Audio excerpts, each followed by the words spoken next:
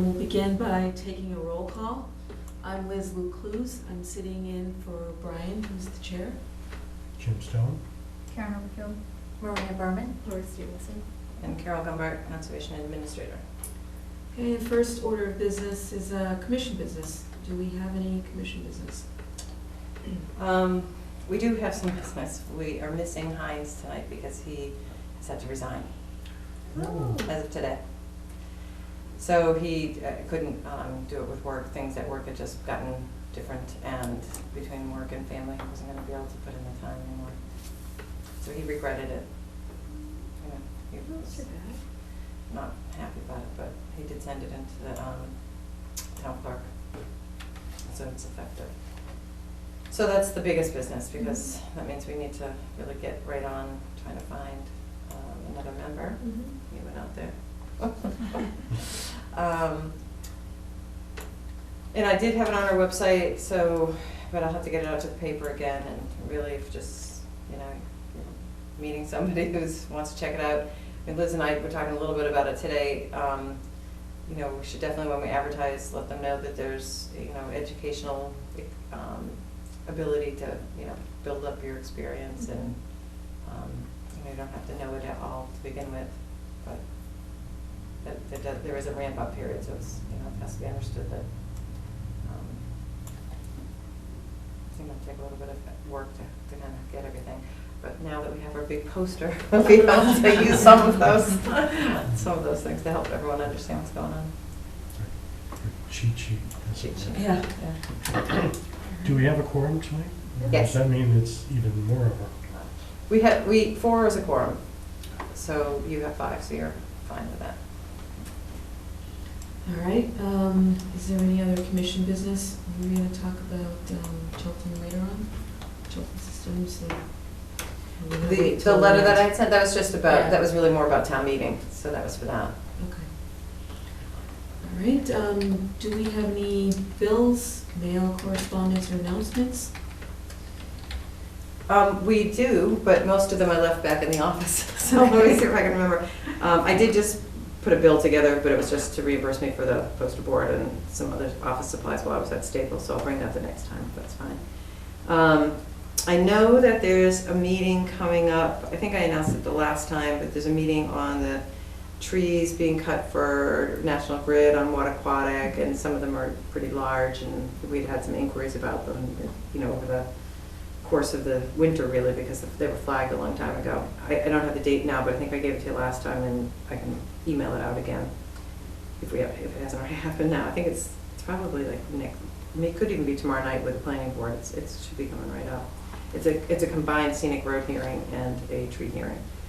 I also received from the planning board, they have a new application on a new solar facility also out behind Bolton Orchards, and the date for that, I believe, is going to be May 13th at 7:30. I'm pretty sure that that's the date for their hearing on that. Is that part of their project? Part of in the ARC? It's in Carfa, yeah, it's in the sand pit, but I think it's in the section that was really more active. So I had indicated that I'd be interested in doing a site visit when the planner was going out, just to take a look at things, but more than likely it's all upland or disturbed, you know, area. When you go out for a site visit, can you let us know? Maybe I'd be interested in going out. Okay.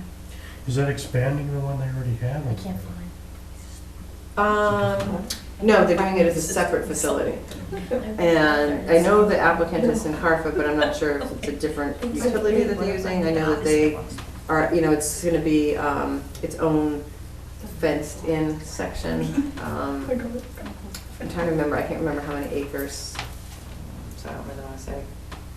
It's not caught to me how many. So I can let you know that. Let me just get a note on that.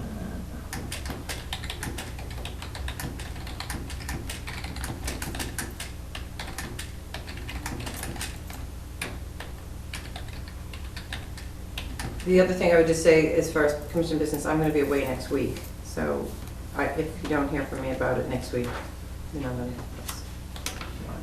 And it's usually when I'm away, I let people at town hall know, like if there's something that comes up you know, if there's anybody else who's around, you know, so I don't know if you're around, Liz or Jen or Lori or. I'm always around. I've always almost said, you know, if you can get Lori, you know, she's around. But if I can give them a few names, you know, it's helpful. If something with Century Mill came up, you know, it would be good for Jim, if Yeah. he knows that one. And Brian will be back too, so.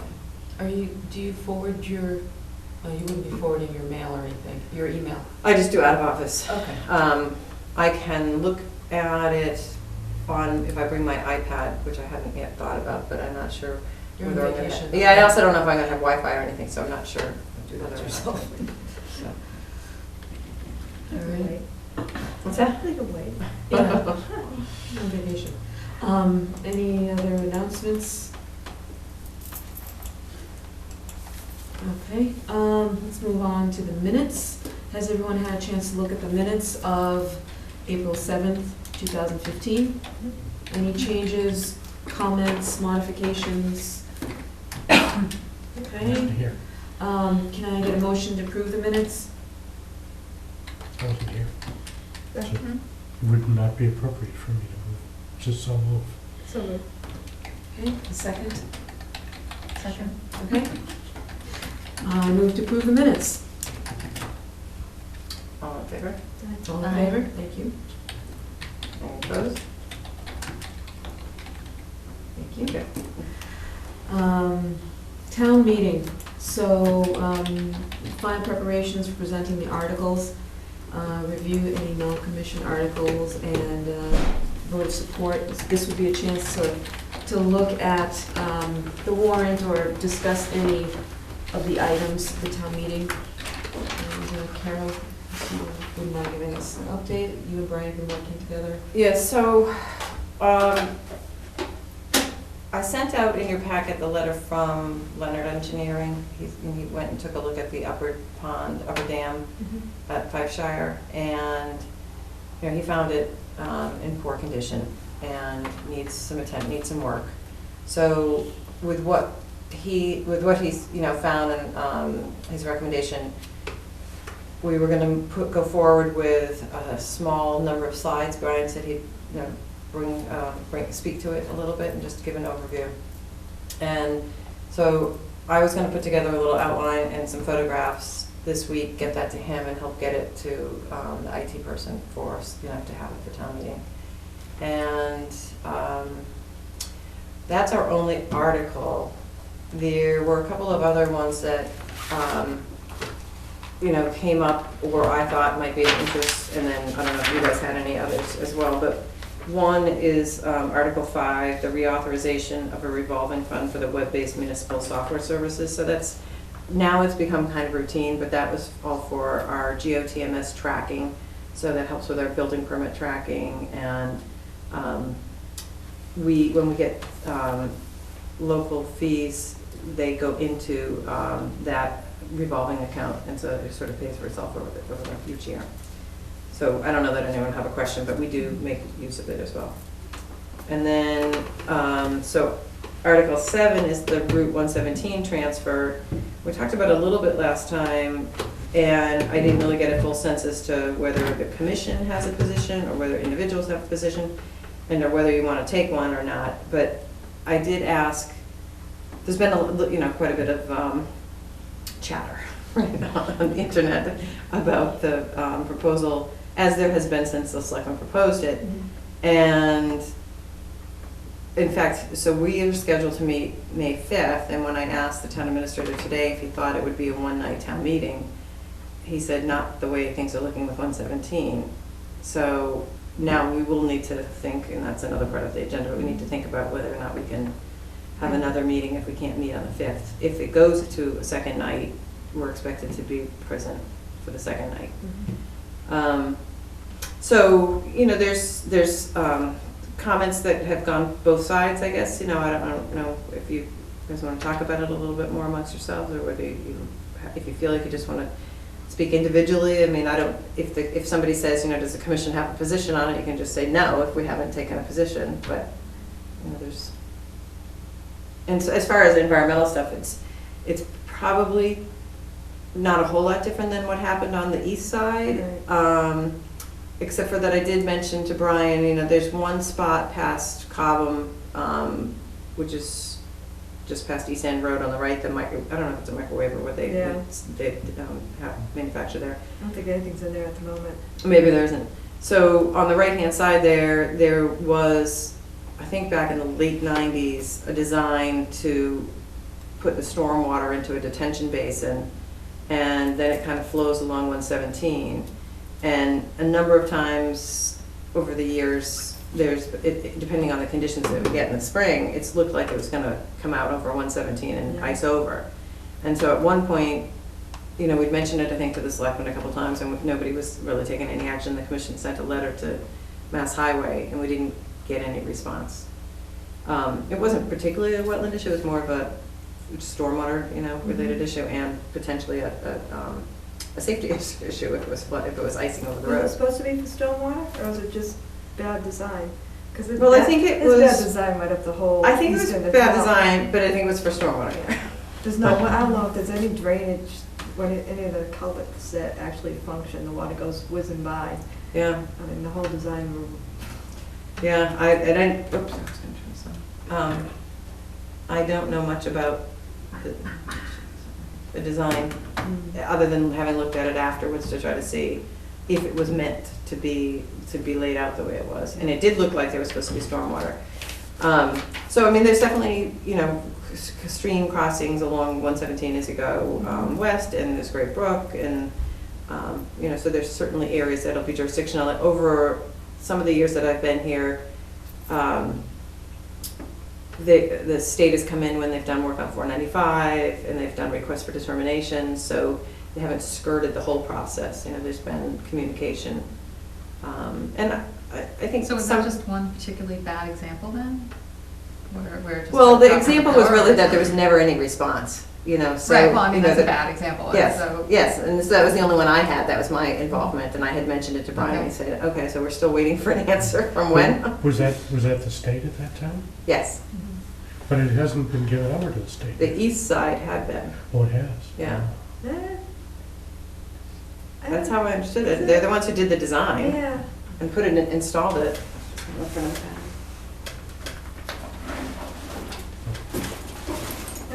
I don't know. Well, maybe I'm wrong on that, but I mean, it was brought. Honestly, I don't know. Because I thought, well, one of the concerns on the west side was if they take over, there's no parking on the side of the roads, which I know businesses on that end of town were going to have an issue with. But, so we were having an issue with it if they were going to come down the east end, because they've never said anything to. So I honestly don't know if they have control over it or don't. I think the one other thing that I would say that we have had an interest in that's been brought up in their report anyways, you know, is providing a bicycle lane. You know, and we have had that in our open space plan as to wanting to do that, and there's been other members in the past on the commission have been advocating for something like that. So I know that there's a combination. If you have the parking, I'm not sure if you get the bike lane or if that, how that goes. So there's a couple others too. So maybe, Yeah. maybe we could talk about You those. want to come back to them? Yeah, we can come back to those. Okay. So let's move on to wetland administration. The first item of business is Guam. I'd like to open a hearing, continuation of public hearing on the notice of intent for Guam at 7:15. We're running a minute late, Brandon. 15 Lively Road, Department, DEP, number 112-694. So Brandon, would you mind to review? Bruce Sherman Dillis. Thank you. Introduce yourself. So since the last meeting, we've had a chance to, or most of us, if not all, to get out and take a look at this site. This is Lively Road, South Bolton as it comes down here. One of the things we wanted to look at is, this is obviously a repair septic kind of Board of Health issue. And what we looked at on the site walk is the extent of the ledge kind of that's throughout this whole property, and how that led to the inability to put a conventional septic system with a drain field on the property. So ultimately, what we're looking at here is a tight tank, holding tank, and this is high side of the lot here. It's a big ledge finger that kind of comes through. There's a stone wall here, and essentially we're just looking to build that holding tank kind of up into that slope and kind of just extend that wall around it to function as a septic system. Yeah, as one of the people that did take a look, there's not a lot of alternatives that they have. No, it's kind of a last resort, backed into the corner here. What is the height of the wall, Brandon? 4 feet? Um, At the height? yeah, 4, maybe as high as 6 in the one corner there. So top of wall's 118. And why is the need for grading below there, and will you be able to grade below there? Below where? Below the wall, the new retaining wall? Yeah, so this, I don't know if, when you were out, did you get a chance to I go went out today, there? yeah. Okay. The topo's falling away, but it looks, relatively level in here. It really isn't until you get to kind of where we show this boulder field here is where it kind of drops right off. The reason for the wall is the fact that there's not enough soil to even dig into the ground to put the tank in. So we're kind of just setting the tank in and building the wall around it. And again, we're just talking about a little fill on this low side, which there's plenty of room to. Before you're into the rocks, so you're not filling over the rocks? Correct. Okay. Yeah. I guess it seemed to me that I wasn't sure whether a filtered stock would be enough in that area, and that's all that was proposed for the erosion control, so I was thinking maybe we wanted a silt fence with it. Yeah, sure. Did you have something for Martha Remington? Well, I don't know, she's not here at this place. One of the last meetings, she was going to come, and then I had told her we were just scheduling for site visits. She had asked, with the house that was, and I don't know whether it was explored, with the house that's, I guess, abandoned, I don't know, what the, condemned, that's the word. Whether there was any opportunity, whether the Board of Health discussed any opportunity to try to do some kind of a shared system at that property. And I don't know if your client No. has looked into that at all, or Is if that- they're aware of it. Is that the building in front of this house? Mm. The corner of it. That's condemned, that one? Well, it's all boarded up, I don't know.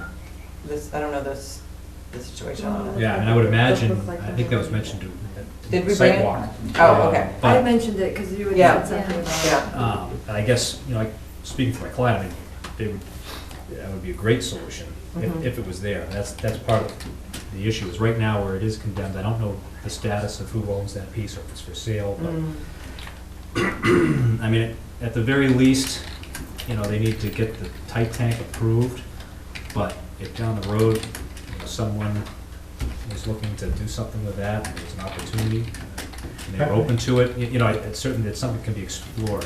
I think it was purchased by a speculator, Okay, so it's not owned by anybody who has any intention of developing it themselves. okay. They're just looking to flip it. Well, it might be something to mention to your Maybe, client then. yeah, absolutely. I guess that's- yeah. I wasn't, I didn't, not being there without you, I did think that there was one spot where at least the hydrology was above the flags, and I don't know if you guys saw it that way last week when you were there. And it was kind of behind the shed area, so it's maybe like one of the first flags, it just seemed as though it was a little bit lower there. And I just say it in part so that if there was something to be done on the other lot, I'm not sure, that didn't seem to get included. But we probably brought it up back another 3 or 4 feet. I'm not sure it's gonna matter Yeah. so much in this, but, and then the other thing was just all around the shed, was a lot of knotweed, and I didn't know whether there was an opportunity to try to excavate, I didn't know if what they were gonna do with the shed, is the shed staying, if there was an opportunity to try to get rid of any of that. There was some other metal debris that was kind of, as you went down the rock slope, there was like an old mattress, metal coils and everything, and then there was another pile of some junk kind of behind the shed too. I certainly can clean that up.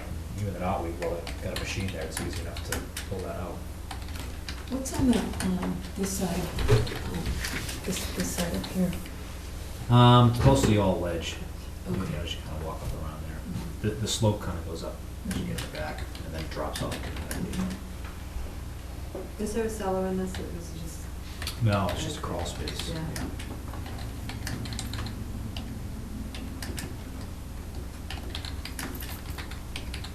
Did you guys, the ones who went out together, did you have any comments or want to recap it, the meeting? Basically what was, yeah, it's, what you see is what you get. There was a, Doesn't seem like there were really any other options. I mean, the thing is rocks in the wetland. So you can't put it in one and it's hard to do in the other. So if you can find any space at all, it'll have to be one of these pump out units because there's just no place to put a septic tank. and Maria and I did look past the shed to see if there was a possibility. I don't know where the lot lines are or whatever. Which kind of looked like after the driveway, I don't know. I know you said in the middle of the driveway, there's a lot of ledge, there's only like 2 feet of soil. Yeah, I mean, we obviously, dug kind of right down here, these are test holes. But it kind of knolled up a little bit, so, maybe there is a possibility down the road in that area. I don't know, where the lot lines went, who owns what. Yeah, I have to say, I mean, the lot that was down in the front is pretty low too. Yeah. I don't Right. know That's the what thing is, yeah, opportunity who there really knows? is there either, but. Mm. I But mean, this certainly came any up with, alternative to a tight tank would be desirable. Right. I mean, we talked about the sidewalk Mhm. before, but just the cost alone, pumping that tank Mhm. out is. How expensive would that be? I mean, it was close to, I think, like $10,000 a year, depending on what the use is. Wonder whether it would be, now, are the people who own it, are they looking to sell it to someone to come and live there? I think they are now, based upon the fact that, we really haven't been able to find a septic system for it. I wonder whether anyone who would want to buy that property might be better off buying the other one too. It may be, and it may be. And putting a septic tank in, Yeah. it's dead. And again, we don't even know what there is for material over there. I know there's ledge all through that area, but, certainly it may be worth pursuing. You'd have to cross the wetlands, which would be a little bit more difficult to permit, but it would certainly be better than a holding tank. is there any way on water conservation as far as shower water, kitchen water that doesn't have any contaminants in it except for soap to not go into that? Is there options on Yeah, that Title nature? V's changed where they do allow you to do gray water systems, Mhm. but based on the lack of material we have here, we don't even have enough material to Do you meet, do anything on that nature? those requirements, so. There really isn't any soil there, so. That's true. Yeah, given the situation as it exists currently, there's not a lot of choice. Which is why, back when I was here, these 2 pits that is the existing septic system now, they basically put them on grade and just filled up around them. And they essentially just created an area. Which obviously doesn't provide much treatment. Mm-mm. Do you have And those this- wouldn't do any treatment for gray water?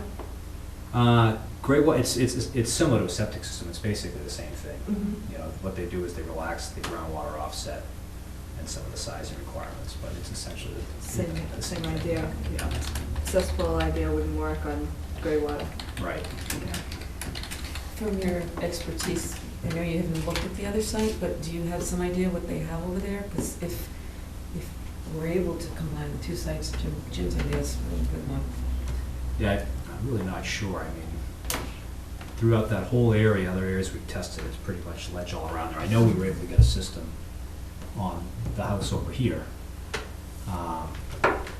But it gets real wet too, that wetland kind of comes right through the yard. I know the piece across the street, they did some testing on that little Bonzoli triangle Mhm. there. There was material there. I'd say you're probably 50-50. I'd say, better than this lot. That's why I think it's worth somebody looking at, which may end up what's going to happen. Ultimately, what we need to do is just at least get an approved septic, get the approvals here, and then, I think particularly when they try to sell it, might take somebody that wants to put a little bit more money into it to pursue these options. Now, are they going to build this solution and then try to sell it? Or are they going to say, we want to sell it and we've got this plan. But depending on what else you may want to do, we can change that. Yeah, I'm not sure actually what their plan is, yeah. So if they were to remove the knotweed, do you have a seed mix or anything that you would recommend? Is there something? We could just do that conservation mix that we've done. I can get you a spec on that. So I guess I was just wondering from the commission, is there any other mitigation that you'd be looking for in the longer term? Any Where was this knotweed? around the shed? I think around the shed over here. I mean, A it's little not like bit there's behind it. lawn or anything going up to it out there, so I don't know. Some type of mix of just kind of blended, I guess just. be Whatever will natural. grow on a rock. Yeah. If the other site's abandoned, not weak. Could go in that direction. Yeah, and there's a huge stand of it over here. Yeah, there's some that even come down. Is there any other discussion? Questions? Comments from the public? Well, I didn't draft an order, but I have a blank order if you want to consider what we've talked about being put into it, so silt fence, removal of the knotweed, And the stabilizing, with a conservation seed mix, And removing the metal. metal. and the metal, and then just sort of the standard conditions of it. Go on. So then you could entertain a motion to close, and we could entertain a motion to issue the orders as a. So I make a motion, this is my first motion, I make a motion to issue, to close the meeting, the hearing, Mhm. and issue. No, you should do them separately usually, we close it first. Okay, so I make a motion to close the hearing. Is there a second? Second. Okay, all those in favor? Aye. Okay, unanimous, voted aye. I make a motion to issue the order for Huang 15 Lemon Road. So wait, I'm wondering. Notice of intent. I think I need some help here. Okay, so I would say under the Wetlands Protection Act Under and the under the Wetland Bylaw. Under the Wetland Protection Act, under the Wetland Bylaw, with the orders that, With the conditions, with the conditions that we discussed. that we discussed. Second. Make a motion, second? All those in favor? Aye. Okay, all set. Thank you. And I'm sitting in for Brian, obviously. Very good. Brian had to spend somewhere too. Yes. Thank you. So before we move on, yes, we have Wildman, but before we move on, I just wanted to make a point to the board that we're going to begin using to help us all. But I need you to sign those orders too. Sorry. Okay. But go ahead. Help us all understand why we're here and the charge that we have as a commission. On the board are the processes for RDAs, NOI, and other processes that we use, and also the 8 interests and the acts of the bylaws that we're charged to follow. And those are for us, the commission, and for all applicants, and also for the public to understand what it is that we're doing. Even for myself as a commissioner, every now and then, I have to ask, what is it that we're doing? And any questions that we may ask relate to the things up here that the Wetland Protection Act, the 8 interests. So we don't have to 10 read under the them. bylaw. And yeah, we don't have to read them per se at the moment, but if we ever forget, we can always just look up there and say, okay, well, does this question, any question that's asked at the table of an applicant or the public, are we actually are we providing protections for these 8 interests and following the bylaws? So that's it. And with that, let's move to guidance. Can I just pass this around for Yes. We're gonna sign what you voted on? what we just voted on for Juan.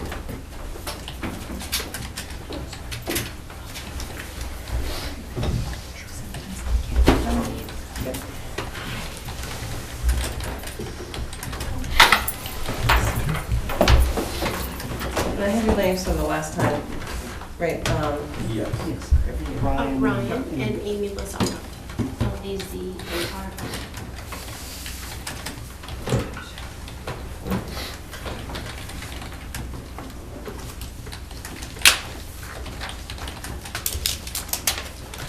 Just take us a second to finish signing. That's fine.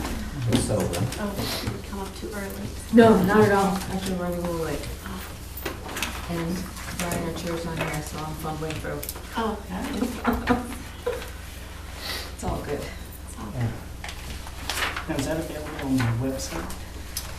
I think I put the two, I think I put the flow charts on the web, I can't remember now.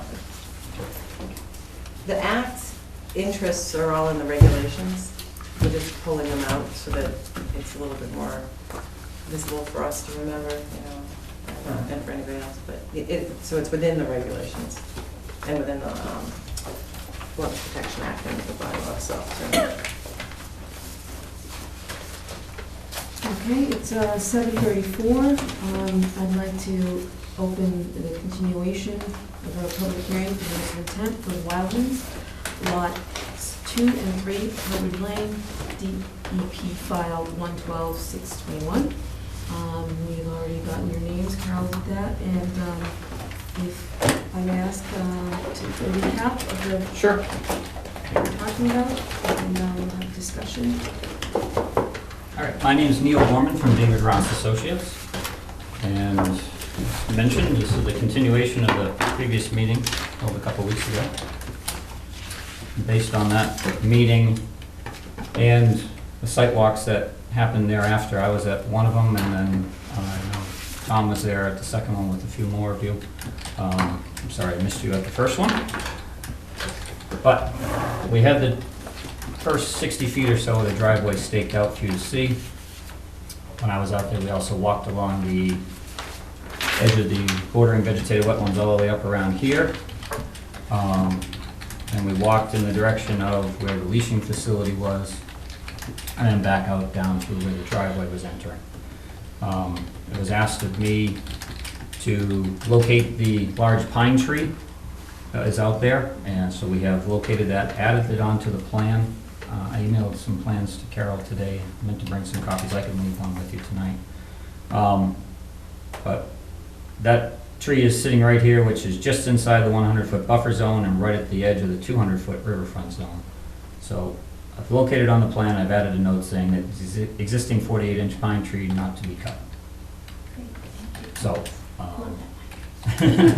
I think everybody does. it's, you know, it's almost, you know, just directly offset from the house, so and it falls right on that line, which is a great indicator of where that riverfront zone is for future reference. It is also asked and discussed how are they going to know where this area is out there. I've added a note on page 1 of our plan saying that the 200-foot riverfront area is to be staked by the engineer prior to construction. And then during construction, we've put a note and some symbols on the plan here that some boulders be placed approximately every 50 feet along that riverfront zone for future demarcation. Try to keep it as natural as possible. I'm not a big fan on signs. I mean, if I want to live out in the woods, I want to see woods and natural items and not metal signs. So hopefully that's acceptable to the commission. And then it was also discussed as to the whole idea of coming a third driveway off of the existing shared driveway. I know one question I believe that was brought up was, do the driveways have to be 35 feet apart? And the 35-foot offset comes when you're building a common driveway. A common driveway serves 3 lots, or 3 to 5 houses. That has to be offset from any other driveway 35 feet. But if they're just either a shared driveway or a single driveway, there is no 35-foot minimum. Does that make sense? So it's, that only is triggered once there's a common driveway that comes into play. And I brought in some of those common driveway regulations if anybody wants a copy of them, just to reference the conversation. And the other things that come into play with a common driveway are, it's a new level of permitting as mentioned previously. it would require a special permit from the planning board.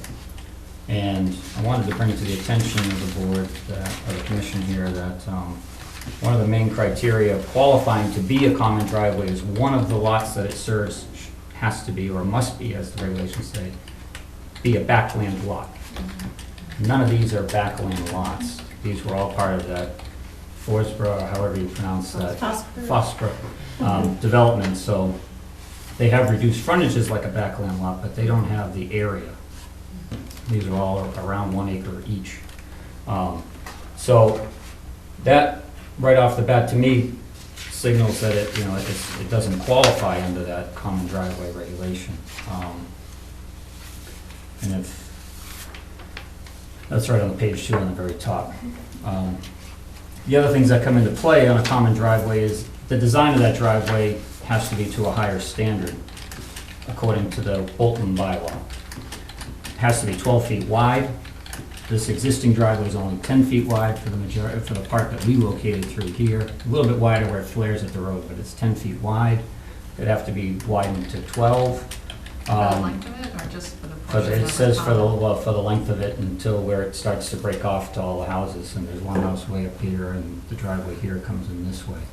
So it's to be 12 feet wide. There's a good page and a half of criteria for a common driveway. Some of the other ones that caught my eye was the first 40 feet has to be at a 4% slope or less, which I think this is a little steeper than that right now, so that would have to be possibly redesigned. The maximum slope of that driveway is 12% for a common driveway. We've used that principle in ours just for safety reasons, but there may be portions of this that are steeper than 12%. Again, we didn't locate the whole driveway, just some things that were catching my eye. At each terminus, there's supposed to be a 40 by 30 turnaround area. So up here on their property, there would have to be a terminus area 40 by 30. Down here where it breaks off has to have a 40 by 30 terminus area for emergency vehicles to turn in and out. Every 300 feet, there's supposed to be a turnout area so cars can pass one another.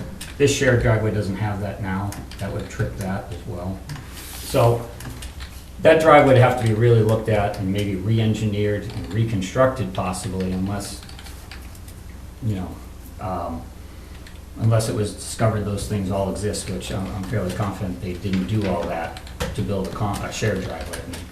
So you're basically describing why you're not using the existing one as common, that you're building your own next to it. Correct, and that came up in the first meeting was, have we looked at all the alternatives? Well, I think in the riverfront, it asks you to look at practicable. So that's him looking at it. Is it practicable to do this? That's what we were asking him Right. to delve into a little bit more. And so he's finding like not only is it just more permitting, there's a lot of other logistical things that would make it more difficult.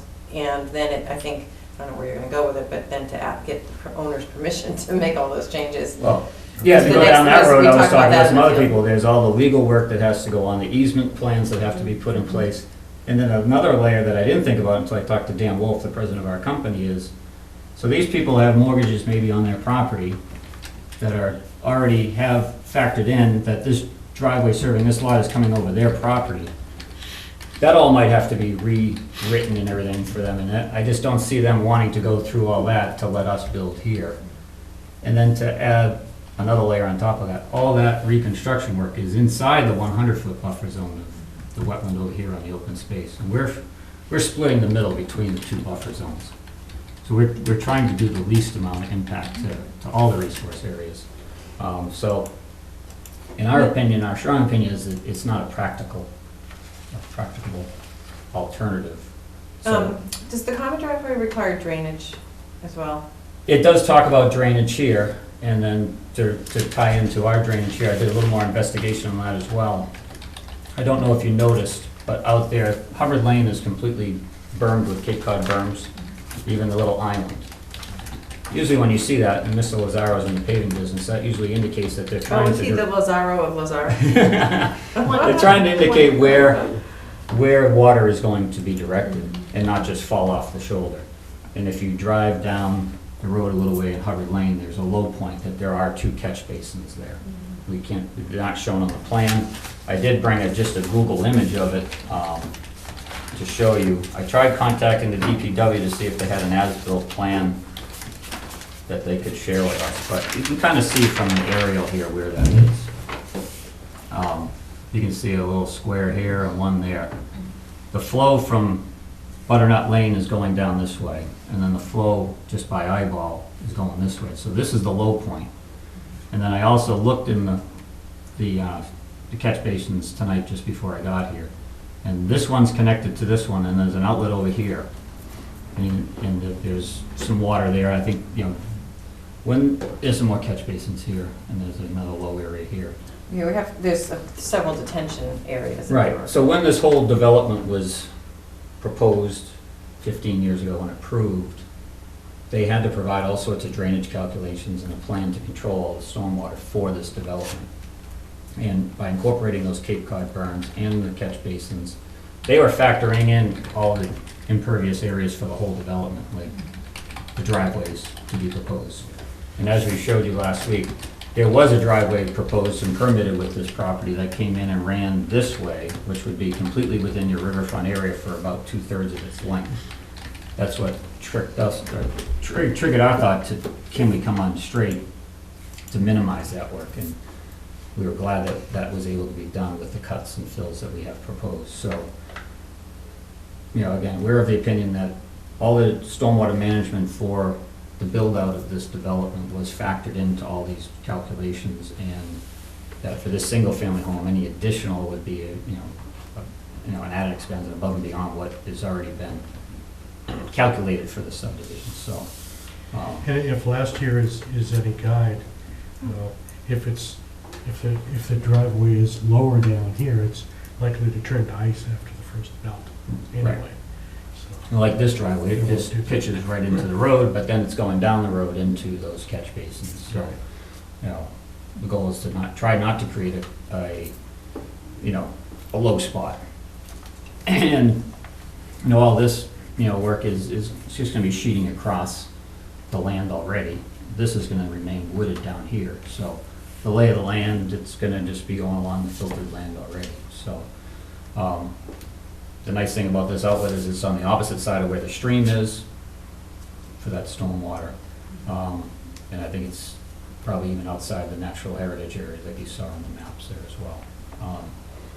So again, as part of the original development of this piece of land, those were already factored in, and going from 2 houses to 1, originally this was to be 2 houses with 1 shared driveway, to going down to 1, we've even shrunk our impact to these 2 acres of land here that were to be divided more. So I did add those Cape Cod berms on the plan. We didn't have them originally. Neil, can you just say, how did you distance the boulders and what size boulders? They're spaced 50 feet apart. I didn't clearly specify a size. I know they're probably going to encounter some excavating for the driveway and the foundation. So hopefully the largest ones that they find on site to place them there. But I didn't specify a size. If there's one size that you want to recommend, we could put that in the order of conditions. But we want it to be big enough it's not going to be moved, and right. It should be somewhat specified so that we could do it's it not just a rock. size. Right. Oh. No, yeah. It was, But we don't want it to be an eyesore. No. We That's want it. it to I look mean, I don't- natural. Well, that comes to Yeah. the person Yeah. doing the work on the site, to use what looks natural and to put it in, it doesn't have to be 50 on the nose, it has to, I put comply with the 50 terrain. feet plus or minus, just because But, it is hard. Yeah, to the fix idea, that. we have had a standard of either requiring boulders, split rail fence, vegetation, and in most cases, signs. So that's why I'm just throwing it out, because I didn't have a chance to look at the plans today. Yeah. So, is that enough? They're not, obviously they're not going into it, so it's an educational thing, that's the idea. But if somebody sees the boulders, is that enough for them to know, there's a resource area? That was kind of the reason that you had the signs in the past, was that you wanted to tell people it's a resource area beyond this point. If you go, I don't know what the closest point is to the open space from there, but we did talk about in the field of putting up some of the triangular open space markers. I mean, they can go on our side, but while you have survey crew, it'd be nice if we could get them close enough to the right location. It's So- on the backside of the house. So Well, it's around anywhere that the open So space you're is. gonna require the property owner to put up signs marking your open space? Well, we were hoping to work with somebody to show us where the property line was. We can Oh, do it, okay, and there I should get be you. some out there. We saw Right. one when we were there, but we didn't see them coming all the way along. That's how we've been doing with Right. other developers or Okay. in developments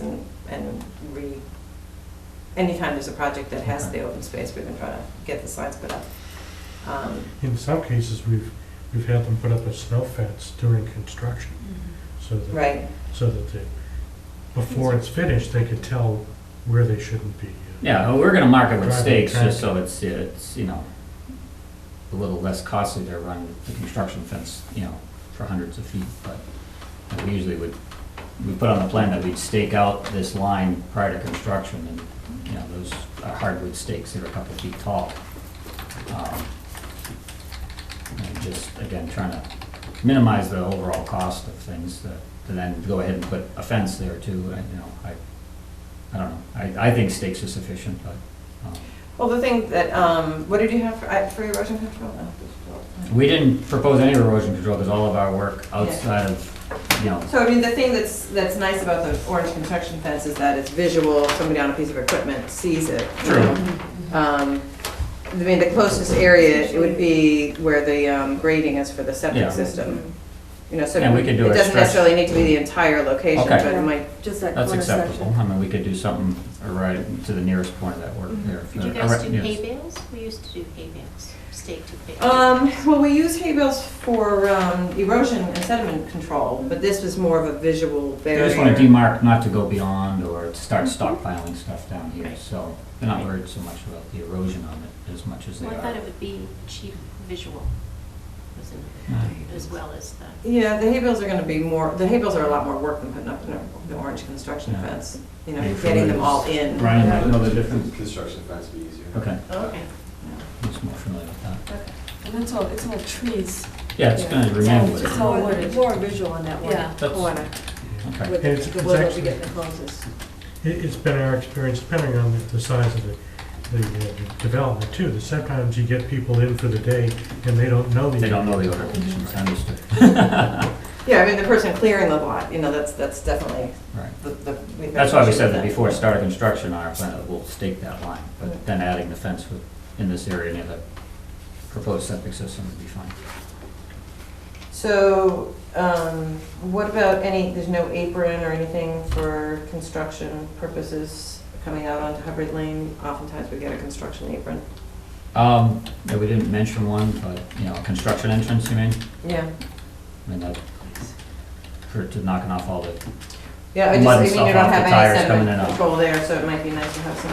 okay, I mean, that, The neighbors' mailboxes are gonna have to move. they're in our frontage area, so, Right. yeah, and they're friendly with them, I think that'll be something that they can work out. That glass. Glass. Yeah, notice that as soon as they put the stakes in, of course. Yeah. But yeah, the order can certainly state a construction entrance being incorporated. And so just going over to the neighbors, so do you think there has to be some other further modification? Or you're not sure at this point, like, should that be something that is considered and included in the order? Or you don't know whether they're gonna have to move anything, like? Their wasn't there like a- mailboxes are in It our was just the frontage mailbox, area. there wasn't a light or anything? There's a light post right on the property line, the exact location we don't have, but it's in that, we have the tree line, and there's a lawn area. I mean, Okay, I so don't- there's not a pavement issue, that the It's pavement not- isn't on the correct. property?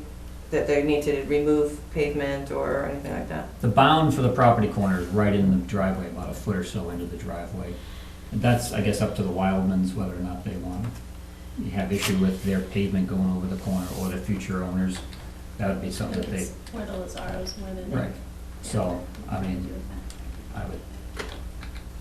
I don't know how they, the corner, I don't think it's an issue. Not an issue. I think they want to be good neighbors at this point, so. Yeah, I just, if there was more and you wanted to include it. Yeah, I think it's Yeah, more or less at this just point. squaring away where to best put the mailboxes, because that's kind of right near where we're coming in. But I think those are easy enough to move. So the second sheet says, not for construction, Yep, is that, where are we? let me explain that to you. This is a unique thing that we're having to do on our plans. It would be good education. Checking with Carol about our next piece. Oh, what time is it? It's 7:53. So our next is glass. That's mine Yeah, too. that's Neil's. Okay, all right. So that's so fine, gotta we can vote, continue okay. it, yeah, I'll go quickly.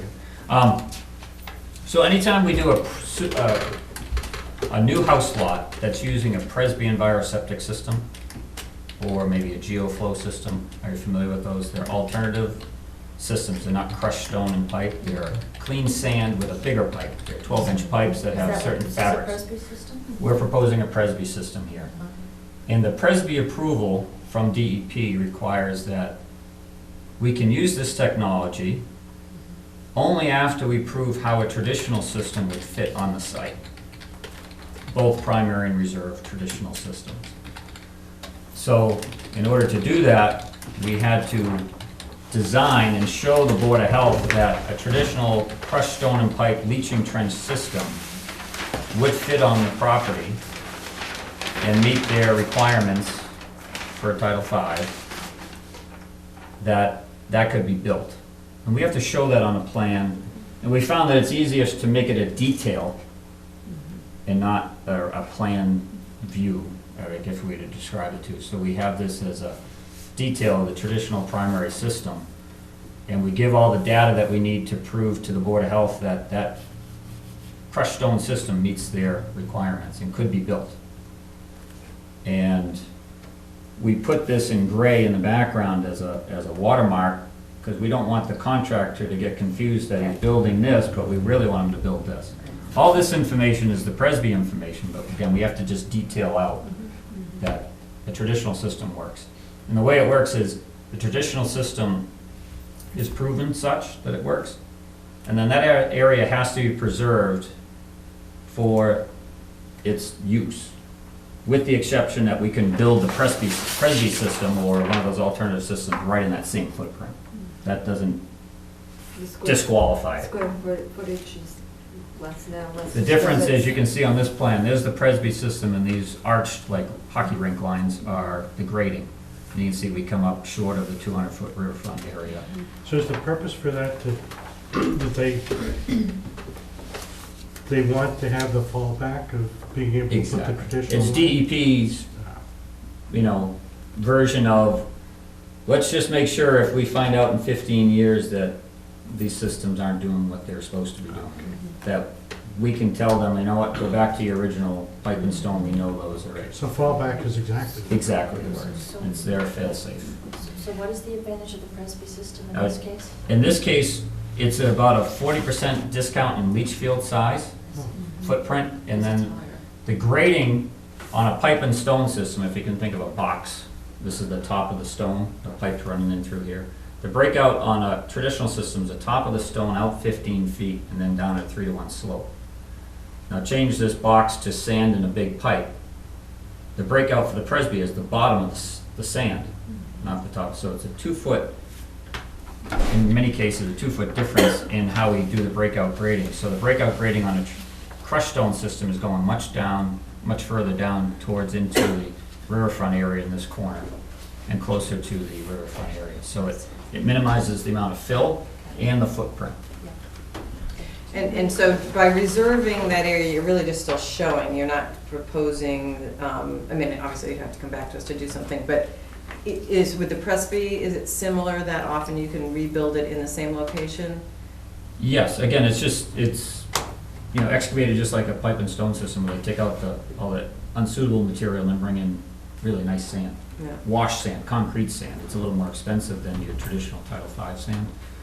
And then the bigger pipes, they actually mention in their manuals that there's a rejuvenating process. You can open up both ends and kind of give it a jump start with oxygen.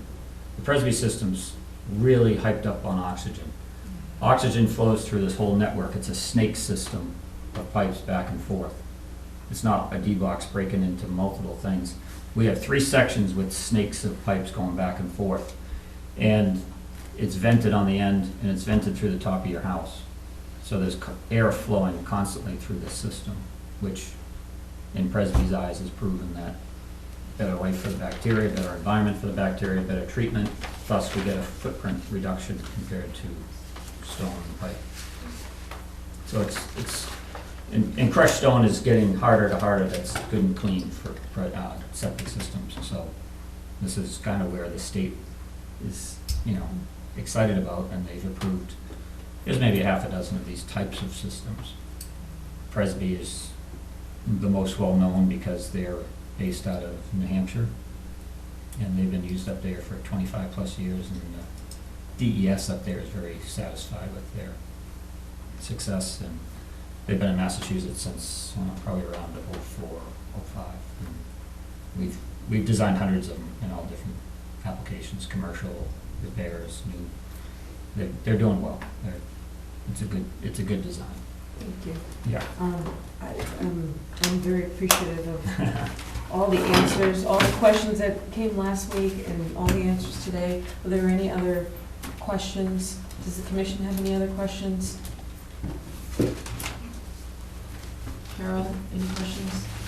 No, I guess since they did the revisions today, though, I just haven't had a chance to really kind of look over the plans enough. Right. So I did not prepare an order for tonight.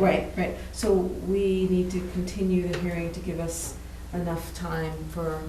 Well, there's sort of two things we might as well explain. One is that our next meeting is scheduled the night after town meeting, and we don't know whether it's going to be a one-night town meeting, so it's possible we won't have our meeting on May 5th. What we usually try to do is keep the hearing open, just so that when we're drafting the order, if there's something that we didn't ask or that we weren't sure that we got information for, we can still ask that question as part of the order conditions. But the intent is, if the commission's ready and there's no other questions, the intent is just to work on the order, so that, that's. And is there a chance if the commission is all set that they could close it tonight, or would you rather keep it open? Well, the experience has been that we rather keep it open, but it's up to the commission and up to you guys. But that's how we've traditionally done it. Anything from the commission? Thoughts? I guess, again, my point is that I just haven't looked at the plans that we just received today, which I know it sounds like they've answered all the questions as you're saying, but until you start writing it, sometimes there's something that you like, oh, shoot, we never asked them that. And so either we condition it and you don't like it, or we get to ask it and clarify it, and then. Would we be holding up work on the Yes. site? Yeah. Absolutely. We were ready to close at as soon as the snow melted, but, so it's become a bit of a difficulty. So 2 weeks ago, the snow melted. Right, well, but still, Right. we've been waiting for this since, Well, so, And the extra 2 weeks because of town meeting. right, would be difficult. Well, I was gonna see if the commission could hold another meeting, but we haven't gotten to that point yet. So we are scheduled for the 5th, we just don't know if it's gonna happen. I mean, if we can't meet, then we can't meet. So there's nothing much we could do about it.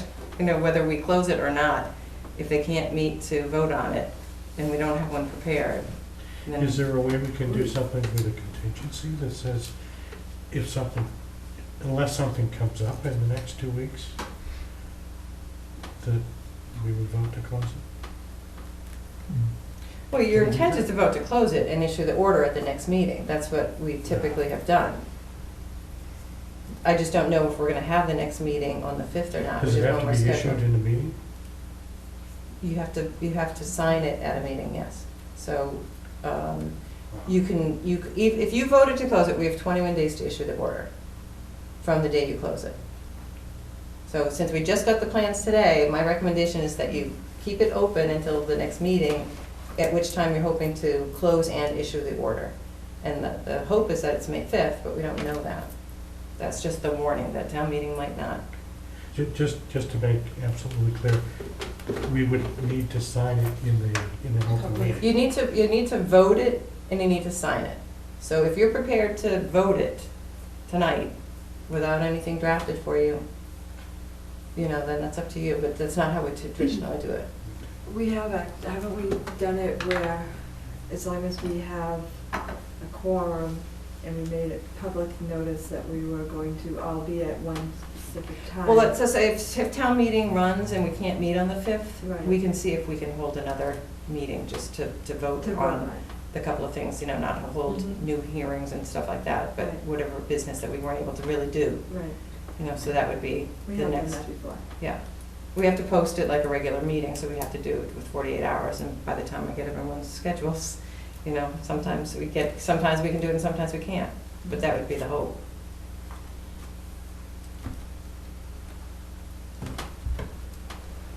So, I think, pursuing Carol's expertise. Continue the hearing? Okay. So is it clear, based on Carol's, the reasons, and I understand your timeline, but we have to all have something to sign that's clear, and have an opportunity to look at the plans and ask any questions if they come up, but our intention, I think all the questions to date have been answered. Does that make sense, what I just said? Yes. Okay. No, it sounds like it's 21 days after The it close gets of the hearing. close of the hearing to issue the, That's the legal thing, right? We have 21 days from the close of the hearing. So we could close it tonight, and then if we have other questions, we could draft it how we feel we're gonna draft it, but we wouldn't have had the chance to talk to you about it. And maybe there's nothing, maybe there won't be any issue. If we don't close it, our intention is to issue you an order of conditions at our next meeting. Our next meeting's in 2 weeks. Right. So that's less than the 21 days, but we don't know if town meeting's gonna meet. is there any way to draft the orders to make sure everyone sees it so that it's, if you do have to have another meeting like on the 7th, Thursday or whatever? Well, usually I send a draft out to the commission with their packet. Okay, So that's usually how it works. So they've had a chance to look at it, and if when I'm drafting it, the whole point is that while I'm drafting it, if there's something that I remember, like, oh, we never asked him about that, or I look at the plans, so I haven't looked at them, so I have to ask, oh, so the rocks are gonna be what size, they're gonna be 50 feet, there's things maybe that I didn't look at, because I haven't seen them today, So it's nice just to have that chance to make sure that if there was another question, so the intention is to try to get it out to you before, if we post it today, it wouldn't happen anyway, tonight, because we don't have one. Right. So it wouldn't happen to the next meeting. So the intention is to try to get it out as soon as we can. We don't like to keep things lingering on the agenda. But by keeping it open, if there is a last minute question, the Then goal you is to can have it discuss all on that meeting, May, whatever, 5th, if everything's fine, they'll sign, you'll have an order of conditions. Yeah, you don't even need to Right. necessarily come. Right. It's usually continued just for that purpose. Correct. If we find that when we're drafting it, there's like some things that we didn't notice, or we didn't look at, or we didn't ask about, then we'd say, can somebody come? It's an added protection for them, that if there is a Right. question, we still have a chance to add information or Right. discuss it. But Is then there once any- you have this, once you sign the order condition, then we can close and we can, You can close without the order of conditions, that's private, that's Right. not our thing. oh, that That's your wasn't my contingency. That wasn't my understanding, okay, So, great. okay, Yeah, so- Do they need the to sign buyers something to are. continue? or- Yes, please. The buyers more than likely don't want to do that, they want to make sure they're gonna have permits in hand, so, but that's not our. Either way, it's, Okay. Good their job. next meeting, Thank they'll have you. an order of conditions, which is keeping it open allows the conversation to still commence. Yeah, it's from all the discussion tonight, it doesn't sound like anyone has any problems issuing you an order. What we're trying to do then is write the conditions, that work with what you've submitted. And still have time to talk about it if need be. And if we get pushed out for whatever reason, we try our hardest. We've been taking votes at times Oh. just to pass things, I remember the because. vote. I And think, town Lori, meeting, there's yes. time, to post for a meeting at town meeting. Right, we've done that before, Oh. that in case we needed it, we needed to vote, You for understand? whatever reason. That's a possibility. That at town meeting, You could Go out. convene, okay, it might have to be during a break, it might have to be at the end, it might have to be at the beginning, I So, 6:30 can I before, bring a before pen?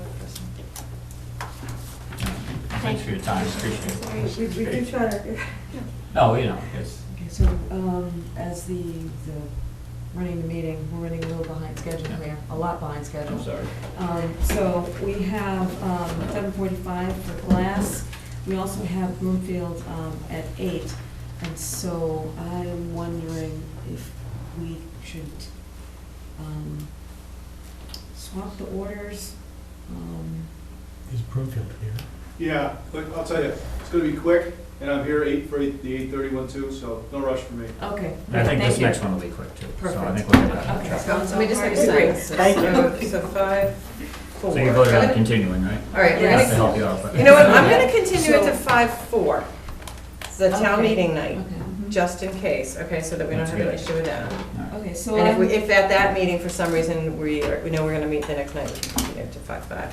okay, so I make a Thank motion you. to continue Wildman lots 2 and 3, Hubbard Lane, continued public hearing on notice of intent to May 4th, 7:15. Second. Okay, all those in favor? Okay, I think you're all set, you're the. You know what, Yeah, can you, okay. can you do it earlier? I didn't put a time in next, why don't you say 6:30, just in Okay, case we decided. 6:30. that Town meeting starts at 7. we- yeah. oh, yeah, there we go. That's right. Thanks. But we can always take it up later than that, but Yeah, bye. if we, Thank you. thank you. See you, Jim. Yeah. Thank So you. Neil, you gonna All right, have a good night, look guys. at that? Do you have a big copy you can leave with me then? Tonight's plan, yes. Yeah. Color one.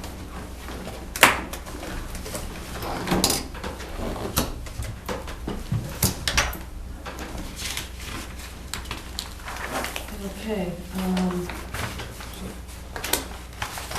so our 7:45 class has just been moved to 8:09. I'd like to open the continuation of public hearing and notice of intent for class. 298 Still River Road, DEP file 112-622.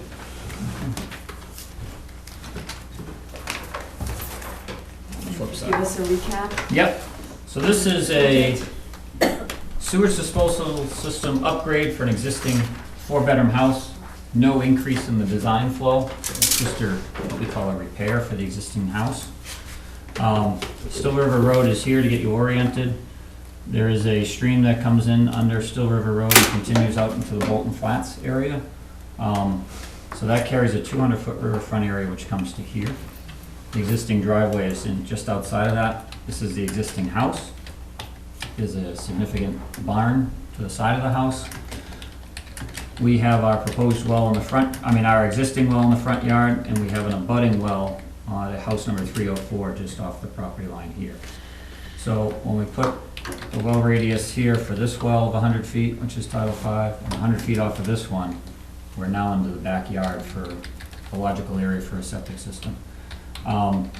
We have a unique situation. The property line actually cuts through the middle of the backyard to the barn corner and then out.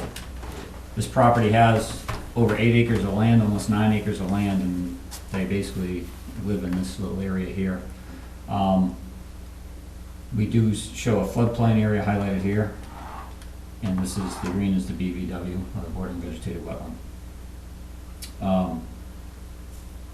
The system is a gravity-fed system coming out of the back of the house, going to a new 1,500-gallon septic tank, to 3 leaching trenches, the traditional pipe and stone trenches.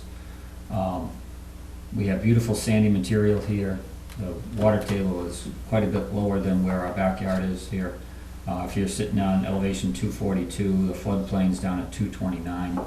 So you can see that there's about 13 feet of elevation between the floodplain and this. So for our septic design, we're the full offset from groundwater that we need to be, and then some. We have received approval from the Board of Health for the variances we requested. And did you tell us the last time those were just under the local? They are just under the Bolton bylaw, yes, the Bolton Board of Health regulations. We meet Title V 100%. So can I just add, because I was telling Liz today, but some, Yep. Karen's still pretty new too.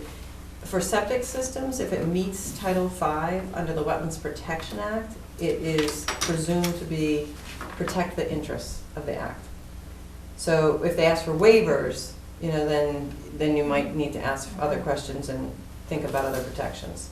But so usually with a Title V approved septic system, you're really just looking at the construction impact. This is considered a repair? Correct. So, Or what we call an upgrade, meaning bringing it up to today's code. oh, I see, okay. We're not repairing one component, we're replacing the whole system. I see. It's an existing cesspool now, which Oh, got it, okay. really not suitable for a four-bedroom house. So we're bringing it up to today's standards. We meet Title V 100%. We are asking for 3 variances and got approved through Bolton Board of Health. For instance, because we have sandy soils, we're supposed to be 150 feet from the wells, and we're only 102 from the abutting well. They signed an assent required for the Board of Health saying that they were okay with the variances. So they know what's happening. We reviewed it with them. We do have a proposed siltation barrier along the rear property line and then up towards the barn and then up the barn, covering the 100-foot buffer zone from the wetland. There's not gonna be a grade change in the backyard. Again, it's a system that's gonna go right in the ground. It's a lawned area now. It's gonna be lawn when it's done. So, Same grade as what's there. yeah. So for simple fact, it's not a raised system. So it's them coming in, excavating for the tank, 3 trenches, and then, you know, backfilling and putting it back to grade and seeding it. Is there any stockpile area that needed then, or? I did not show one. I mean, they may need a little bit of a stockpiling area. One could be designated, you know, up by the front, at the end of the driveway. That's outside of all the buffer zones on the site. So we could put in the order that, you know, stockpiling to be outside of all resource areas. I think that would be adequate. We also were in a natural heritage area, I'm sorry, and we did get approval from that. I don't know if Yeah, I've got a letter. I copied you on that, but that's what they sent us. What If you is need to the- see it or not, there's copies. What is the species now? I don't know, I skipped right down to see if it was approved or not. I don't think, they don't tell you in their letter. They I don't just think say they whether do. or not Just it's. it says it will not adversely affect the resource habitat, so. And again, on, what we filed with Natural Heritage was, if we are in a lawfully maintained lawn area for a repair for an existing house, we're exempt. But we still have to send them a copy of the plan and that statement, as well as the notice of intent that was submitted to you, so. And They can I agreed with that add another exemption. thing, after, when you're done? Yeah. The other thing that Neil and I talked about originally was that this was originally filed under the bylaw. And under the bylaw, septic repair doesn't necessarily have to come before the commission. But where this was a cesspool going to a leaching field with grade, you know, some, I guess not much grading, yeah, some grading anyway around it. You know, I said, I think it's up to the commission to determine whether it's a significant enough change from what is there, you know, and so that was the reason that we kept the filing in under the bylaw as well, under the wetland bylaw. And I did bring the filing fee, I have it here. Oh, yeah, If you did, yeah. I right, so we forgot to never mention had addressed that. So, I mean, so that is up to you guys to some degree to determine. I kind of felt like, you know, going from a cesspool to a septic field was fairly significant. It's not, just in terms of the amount of disturbance, but that, you know, they're not going beyond the 4-bedroom size or anything, so it's not like they're expanding the building. But I don't know that we'd had another one And my thought similar was- in a while that was like that. That we're not increasing flows, so we are repairing an existing condition or improving, and as Carol mentioned earlier, that Title V doesn't take into account environmental issues.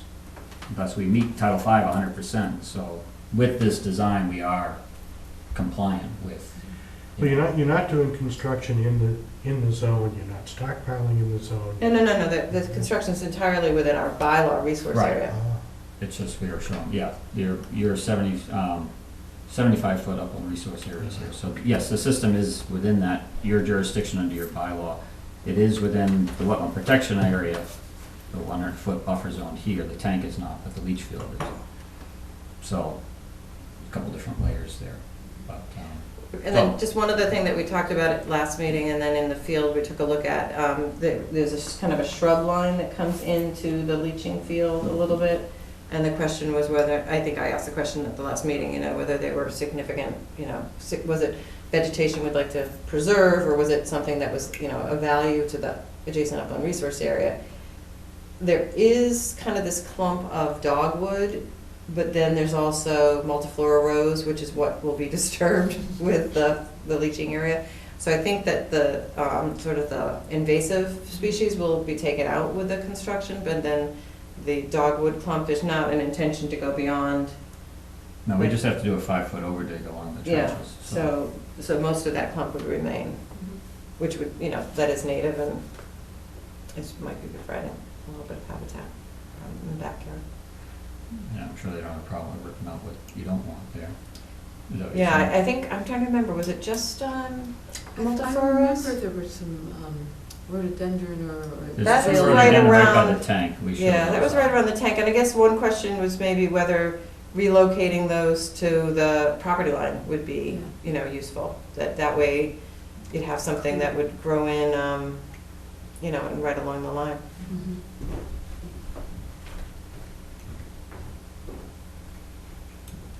I mean, they're gonna have to take them out. You're gonna have to take them out, yeah, I just, You know. I just don't wanna put them right in the middle of the lawn looks like areas a lawn. they use. But that's the but- property line though. isn't It is. They're been in talks for years as to maybe rerouting that, but I don't know if it's ever gonna get to that point, but, Well, I guess I've been, part of it is that, again, it sort of delineates, you know, beyond this point, you know, Right. is resource area without yeah, I necessarily. mean, I guess you'd be fine with that. In the conditions, that's fine. So do you guys, oh, sorry. I just have a question about, what are you trying to delineate with those plans? Because you're already in. This line, the property line cuts right through what they currently use as like lawn area. You can see the Right. tree line is here. But the Okay. property line is actually by meets and bounds diagonally through their yard, Right, even though they kind of occupy out to here. okay. So there's a But couple roads. this is all resource area, right? Like, Yeah. the entire thing, so where would you be delineating something? Well, if you put them along the property line, you'd be delineating The what's property not line part is of the already in yard middle. of their, you know, you'd be delineating the yard of theirs, but not necessarily keeping it yard maybe beyond that, unless by agreement, the other people don't care if they mow that. And we don't usually say, oh, you can't mow what was yard, you know, but Mhm. what we wanted to try to do is sort of show that it is resource area beyond that. We don't want the next person dumping their lawn clippings down behind there, you know, or dumping the leaves down behind there, because that's floodplain. You know, Okay. so if you. Okay, it's just kind of weird, so you're delineating in the middle of the area, because that's the best you But, could do. no, because that's the property line, so we Well, can't yeah, tell that's them what to I mean, delineate it's it like you're anywhere constrained else. by this Yeah. weird property line Yeah. crossing through, okay, I was just trying to understand it. Yeah, It's- I mean, if they arrange for something else, we could consider something later, but Yeah, that's all we okay, really have. Okay. I'm wondering if, I mean, you could do it at the toe of the slope of the system, but there's not a huge toe of There's slope no toe either, of you know, and slope. it's almost at the edge of the property line anyway. You know, so I mean, Mm. I guess, I'm not necessarily saying where they have to be on the property line yet. I mean, I think that's something we'd have to talk to when they're doing the construction, as a place to locate them. But right now, they're kind of in the middle of the yard too. I mean, if those were meant to grow up, you know, they're really right in the middle of their yard as well. Yeah, it's kind of right where the deck, surrounding the deck area. Yeah. A lot of times people plant this and forget they're gonna get this. Right. Yeah, yeah. any other questions, comments from the commission? Timeline, how long will it take? To build? Yeah. Well, this I mean, would be a that's fairly like- quick one. It looks like an in and out in a week. Yeah, I mean, just to coordinate all the inspections, I always like to use a 2-week rule of thumb, just because, Mhm. you know, they gotta coordinate the Board of Health to look at it and us all at the same time, so, Okay. And us. yeah, Yeah. so. So I did just pull out, again, the blank forms. I didn't have a chance to draft an order of conditions for it yet, but again, I think you need to decide, are you issuing one under the bylaw or not first? And then, if you are there any conditions under the bylaw that are different that you would want to impose? And do you want to close it and issue that just with sort of standard conditions and the ones we've talked about? Just now the stockpiling and the rhododendron and the invasive plants? Or do you want to wait and do the same thing for town meeting and have me draft it up first? If you don't have any time constraints, It's up for sale, but I don't think there's a buyer on board yet, so this one's not as okay. critical for timing. So I feel like we should keep it open as the Wildman. So that you can look at the order conditions Yeah, as before we drafted. sign it, I don't just- think there's an objection to that. Does everybody agree with that? Okay. Sure. So I make a motion to continue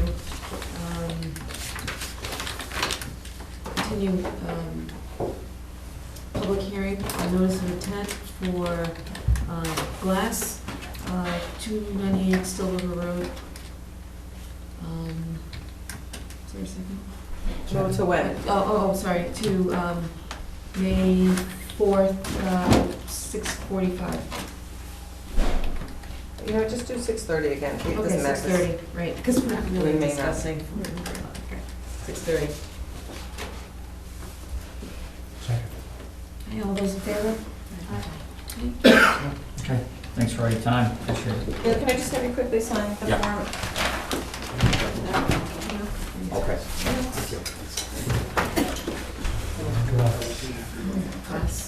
Glass, glaze. Glaze. Glaze, glaze. Please.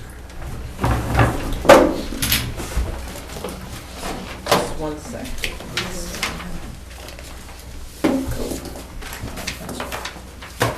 I didn't write any of it. More organized than me. It's just he has to sign. Thanks for your patience. Okay. No Thanks for problem. voting to wait. No problem. For agreeing to wait. Thanks again for yielding your time. No problem. No problem.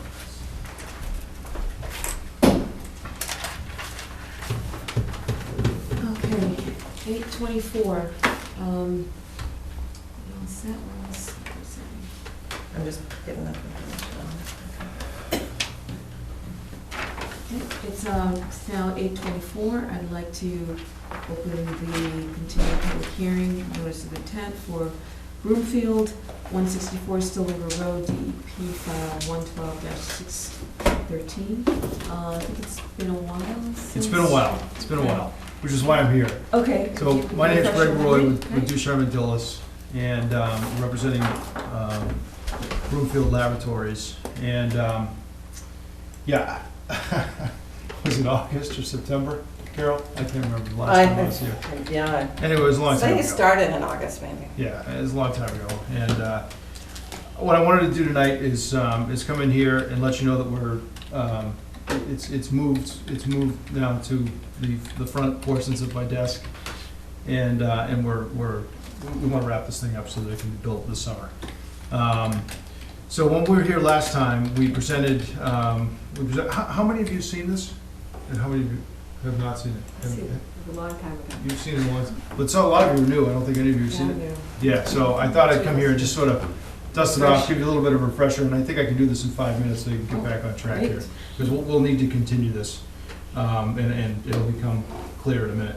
But basically, a little over a year ago, Broomfield Laboratories wanted to get an order of a certificate of compliance for an order of conditions that has been open for over a decade. And so we prepared a letter to your commission with an as-built plan indicating that there were two or three things that were not in compliance with the open order of conditions. And the most notable one was the area in the back here was to remain gravel, and it was paved. So it's subsequent to when the order of conditions was issued previously, and a year ago when we were asking for the order, it had been paved. And our letter outlined that.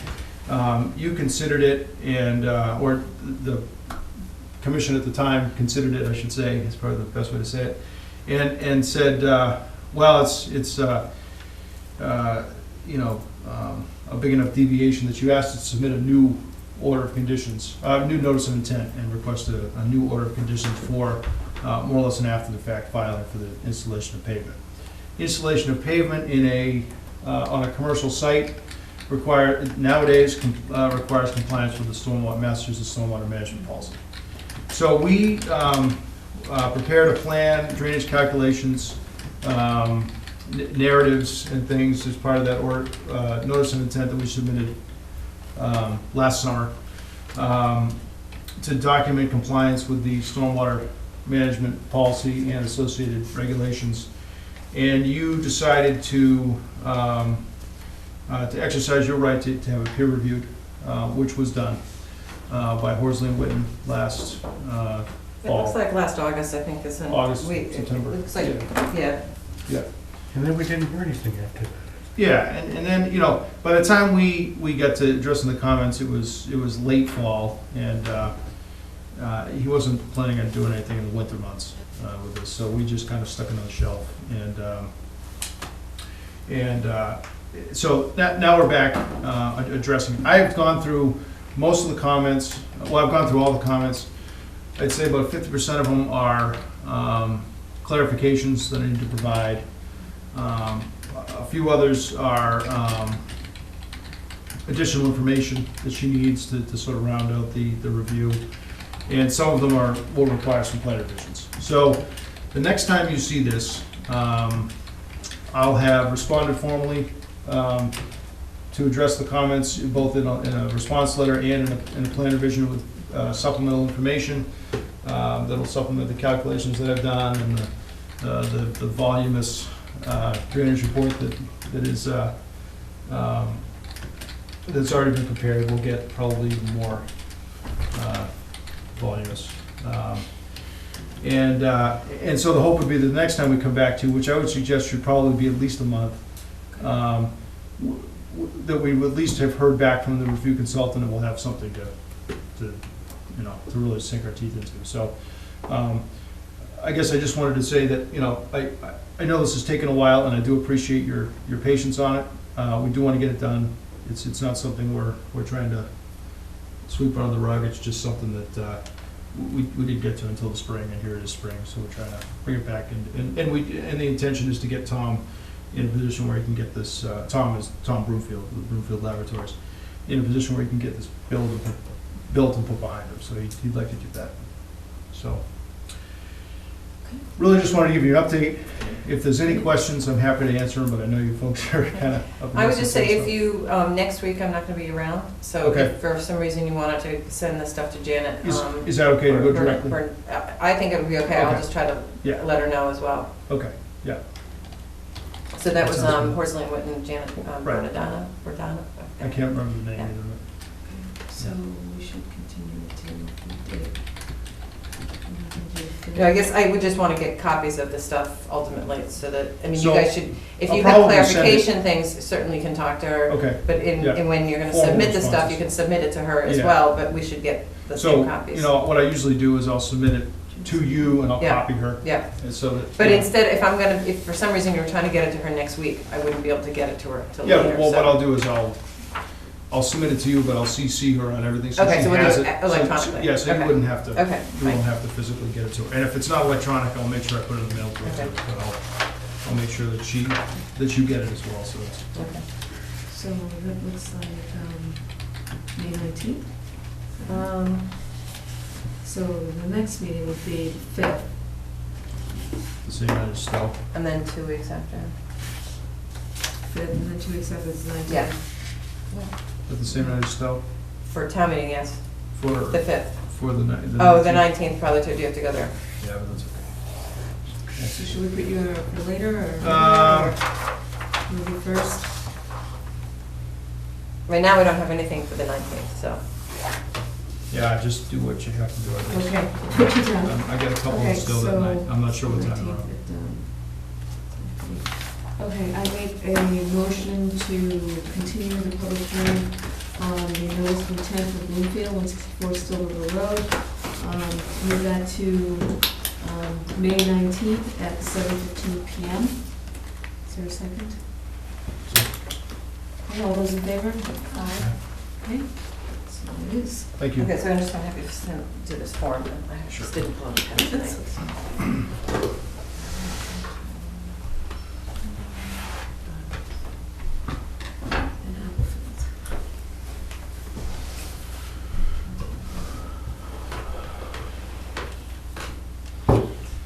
Back on schedule. Yes. I might have taken 6 minutes.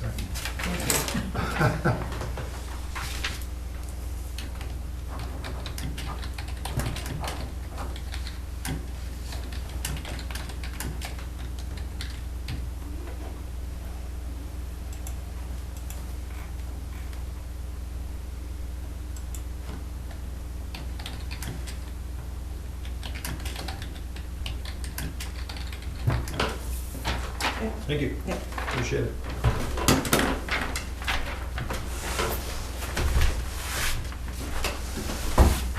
Okay, so next, it's now 8:32. Next on our agenda, we have Apple Construction, 147 Long Hill Road. I'd like to open the continued public hearing on the notice of intent for this project.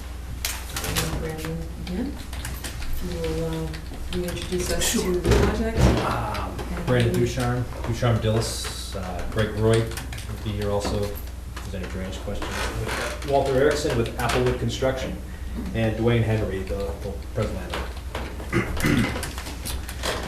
So just to kind of recap where we are since the last meeting, and then we can kind of get into what was discussed at the sidewalk. Since we last opened up the hearing, we kind of continued out for the snow to melt, to give us time to take a look at the site when it was free of snow. Since then, we have been back to the planning board. The planning board has approved the A&R lots as well as the backland special permit lots. They've also granted the special permit for the common driveway. Those plans, or the initial set that was submitted with the notice of intent, has been revised, and I had sent along electronic copies of that, which incorporate all the revisions from the planning board process. And just to kind of recap what those were, I know some were discussed at the sidewalk, but there was 2 waivers that we were looking to obtain from the planning board to their common driveway standards. And one being the center line of the common driveway is required to be 25 feet from an abutting lot line that's not served or part of the common driveway. And the other one was, it requires that the driveway be crowned, so it's high in the middle and shoots water off in each direction. The reason for the waivers are really what we're looking to do, and what we looked at the site walk was to come in along the existing driveway for 147 Long Hill Road. Ultimately, what we revised these plans to do was kind of do a compromise. What we've done is we kind of slid the center line of the driveway 8 feet uphill along Long Hill Road away from Annie Moore Road. And then as the driveway comes in, we did get closer than 25 feet. The driveway kind of jogs back here to get around and provide a buffer from the existing house. The driveway continues through. This whole first section, all the way up to this low point here, which is where the wetland crossing is crowned, and the drainage is picked up through 2 catch basins here at the bottom, which come to this stormwater management area here. This side, we start coming back uphill on the back here. The driveway is super elevated to basically sheet the runoff into a vegetated swale that kind of runs down and deposits the runoff into this stormwater management area. On the site walk, there was, a few specific things we kind of wanted to look at. The first was the area in which we were crossing with the wetlands, just to make sure that it was the best possible spot to cross with the least amount of impact that we could have. As we looked at, across the frontage here, all these lots are frontage lots along Long Hill Road. All their frontage is along Long Hill. All these houses are going to be served with the common driveway. As we kind of come up Long Hill Road here, you can see there's actually a culvert. This is a water hole right here that comes across, and there's a wetland that kind of continues down to this major part of the wetland that we saw down in here. So there's a buffer zone that comes through here. Also, as you look at it, we looked at kind of the steep slopes kind of coming off Long Hill Road there, and we talked about how bringing a common driveway through here would end up with more significant fills. We looked at obviously the existing driveway and why we want to continue to maintain that, both to access the existing house and its closer proximity to where ultimately we want to cross the wetland. We took a look at kind of the high point in the wetland here, because we talked at the first meeting on how much of the hydrology is going this way. As the wetland kind of comes down towards the crossing, it actually gets narrower and narrower and narrower, and even as it comes across onto the Girl Scout property here, it becomes more defined and ultimately kind of disappears as it kind of heads down in this direction. We had a chance to look at the replication area. And one of the comments was, you know, we saw some nice specimen trees, some red maples. The plan set has been revised to basically, there's a note on there that says that we want to obviously preserve those trees. Basically, we can, when we excavate, we can kind of excavate around them and leave a higher depression around the root ball to preserve those trees. Also, we're looking to preserve, there's some boulders kind of in that area, which is consistent with how the wetland looks. The other significant change here from the site walk, and one of the things we were looking at, one of the concerns at the initial meeting was the amount of clearing required for these detention ponds here. And now this is kind of a blow up. This was what was originally presented at the initial hearing.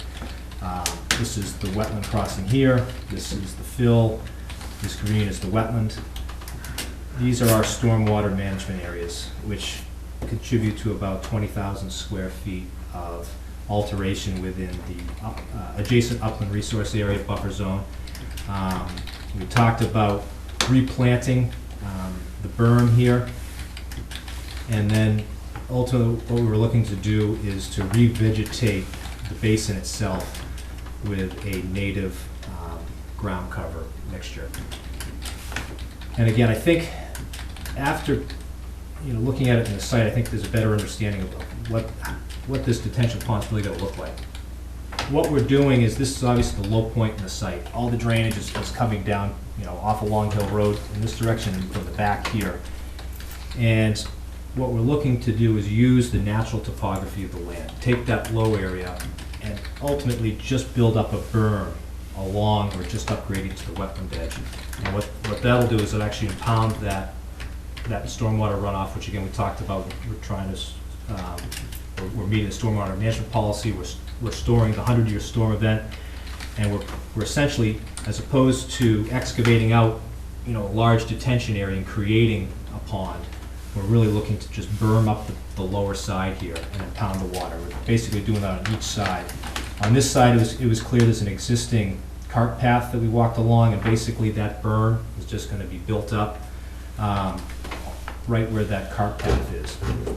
So one of the significant changes that we made from the first walk to the second walk, we had 2 site walks to split it up, would be that if we're going to impound this water, and essentially we're not creating a basin that's actually the size of those 2 areas, that we can leave that mature canopy in place. We can leave all those trees and dramatically decrease the amount of alteration. Ultimately, this change here in the revised plans, we're looking to just clear enough of the area to allow for the construction of the infiltration or the sediment forebay and the berm here, which is going to be revegetated, and then we can leave much of this area wooded. So kind of as we stood there and looked at the field, much of this canopy is going to remain intact as mature canopy.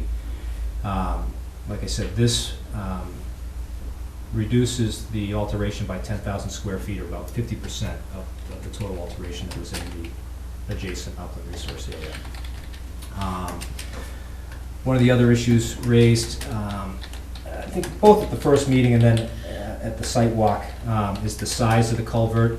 Again, we talked about the amount of hydrology that's coming to this area isn't significant. We're looking at this site in probably one of the wettest times of the year, as we're coming off snow melt. We're in the spring. We're in a year with abnormally high groundwater elevations. And it's wet, but there's no defined stream running through there. There's no channel. And basically, Greg ran the hydraulics on this pipe, sized it out for a 24-inch pipe. Well, it could be even smaller than a 24-inch pipe.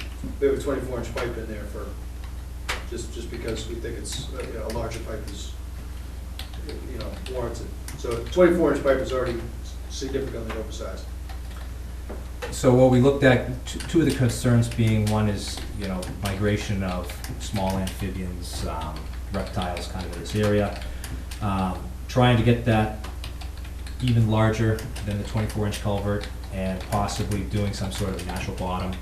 The revised plans, we're showing a 36-inch pipe, which ultimately what we can do is we can set that about a foot lower in elevation than what this pipe is here, which will allow that to be natural bottom, kind of within, basically as you look at the circumference of the pipe, the lower 1/3 is just going to be natural material to kind of help facilitate any migrating species that want to kind of go through that pipe.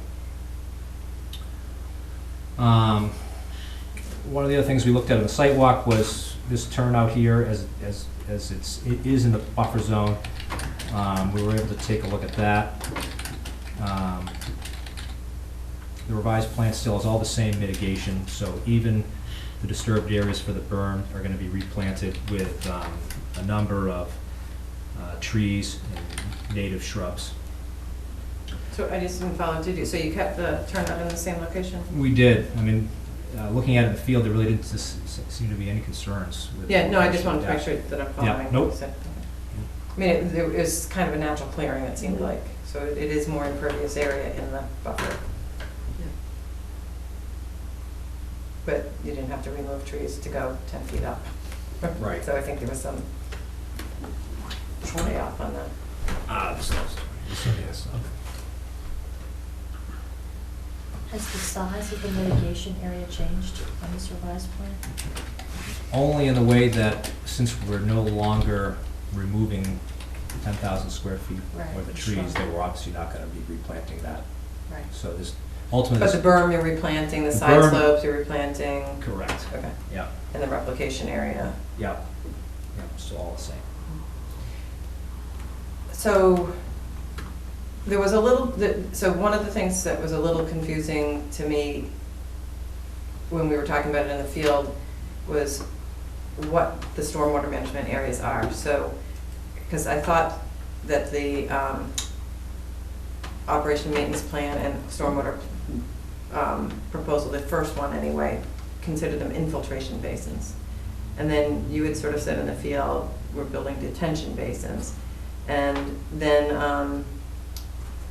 so I don't know whether you did revise an O&M at this point or not, but I guess I just want to make sure that you do meet the stormwater standards with the design still. If you go to a detention basin that's wooded, and because I know an infiltration basin, they don't recommend it being wooded, so. Right. Are we calling it one thing or another? I mean, just for Yeah, well, purposes of design? I'll let Yeah. Greg talk about that. Okay. Essentially, what we talked about is, we talked about these soils, that it's glacial compact till, that the rate in which these soils percolate, or they perk test is they're basically impermeable, or they perk so slow that much of that water, you're actually detaining the water as opposed to a site that's naturally sandy where you're taking that, capturing that water and infiltrating it.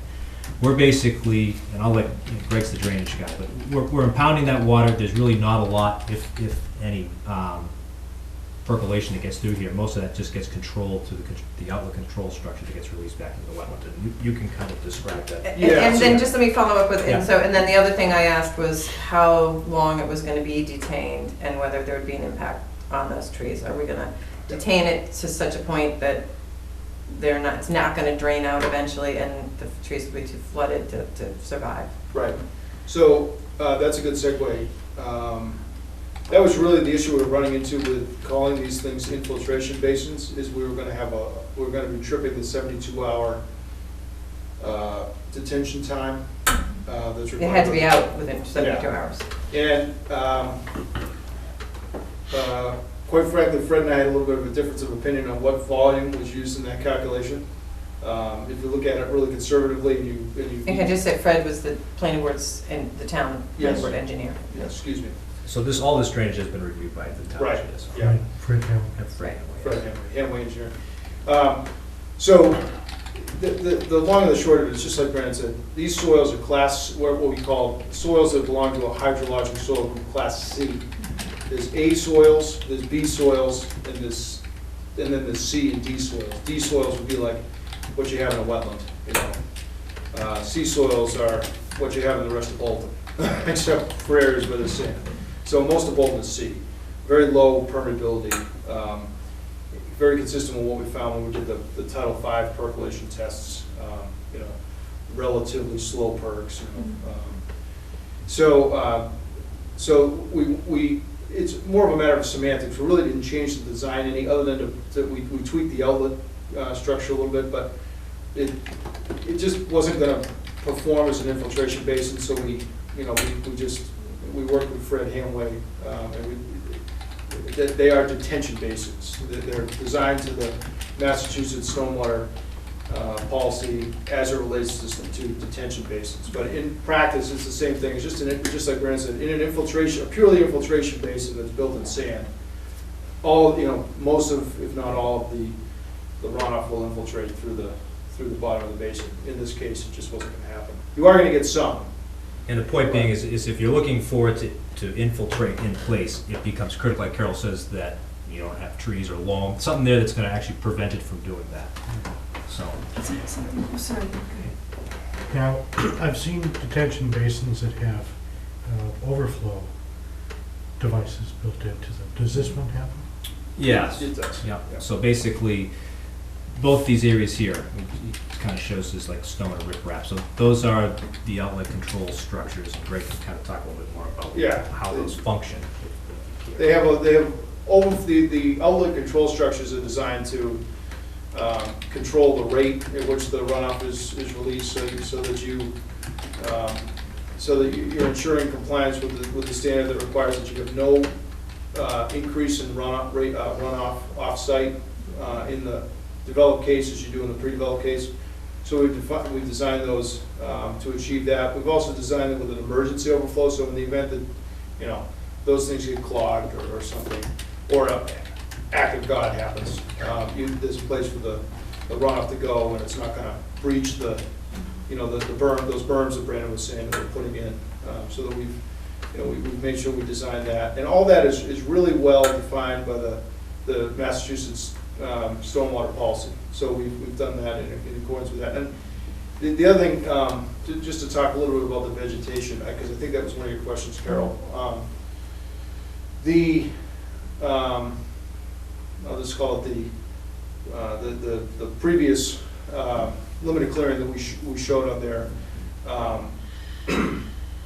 What was pretty, I don't know what the best way to call it, liberal or conservative. It was an engineer's crack at where the limited clearing should be.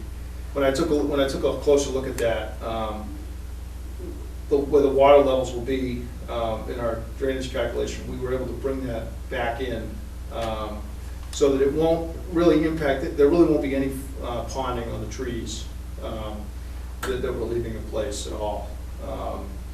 If it happens to be a storm event that's larger than what we are required to design for, which is in this case in excess of the 100-year frequency event, which is a pretty rare event, although we've probably had 3 or 4 of them in the last 10 years.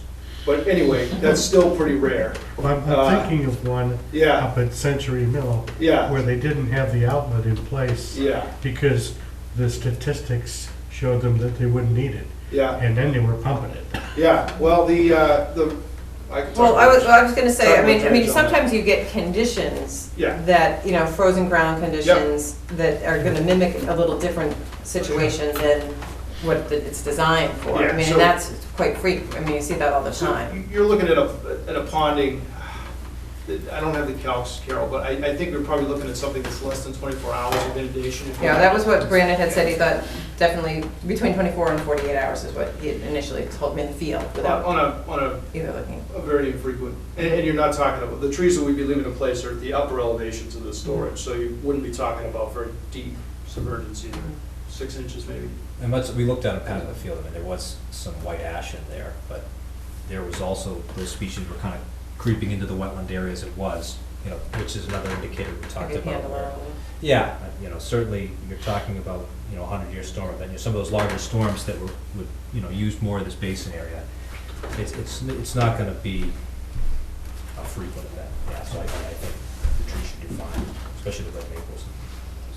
So something you said earlier was that some of the water comes off of Long Hill Road down into there, and so I'm curious what the elevation is within the As I said it, I almost stopped myself because you know, in this light, I don't mean water's coming off Long Hill, and I guess Dwayne can probably answer better than that, because I think you say the way it exists now, you don't really get runoff off think Long the Hill. first What I meant one- was the direction from the Long Hill side. One question was asked, did we get it from Anymore Road? No, we don't. In fact, it's below the driveway. Anymore Road flows the other way. Long Hill Road is crowned, so we get some water runoff that comes off of the top of the crown from my parents' old house halfway down, but it diverts into the orchard, and it doesn't come to the driveway deliberately. So I think what Brandon was saying though too was that there's a water hole, so there's an area, there is some flow that's up across the street, there's a water hole, and then that's going down, but it's not like going the same location as the driveway where Dwayne's No, house the was. upper part of Long Hill does flow in towards the water hole. It doesn't go towards Ireland. Yeah, this- And you also mentioned water going onto the Girl Scout property. I'm just curious where. that's where the wetland goes through. So At the right crossing. now, there's a high point here. Most of the drainage and everything flows in this direction. There's a small area that heads this way and then continues on to the Girl Scout property there. So that's the wetland where we're crossing. So going back just to the basins, can I just add, well, I want to ask you two things, I guess. One is about the groundwater elevations in relationship to the forebay. And also, is the basin that's up out of our jurisdiction, is that still going to be an infiltration basin, or is that a detention basin? Same. Okay, and so do you get your TSS removal? That's the thing that I wasn't completely sure about, whether you're still gonna get all your TSS removal go into detention basins. We don't. We don't Okay. make the 80%. We Okay. make the, I can't remember what the calc was. It's in, Oh, yeah. so you have now revised the Yeah. stormwater stuff as well? Yeah. Correct, yeah. Yeah. And so you're submitting that tonight? Yes. Okay, and will you be resubmitting that to Fred? Fred's already seen it.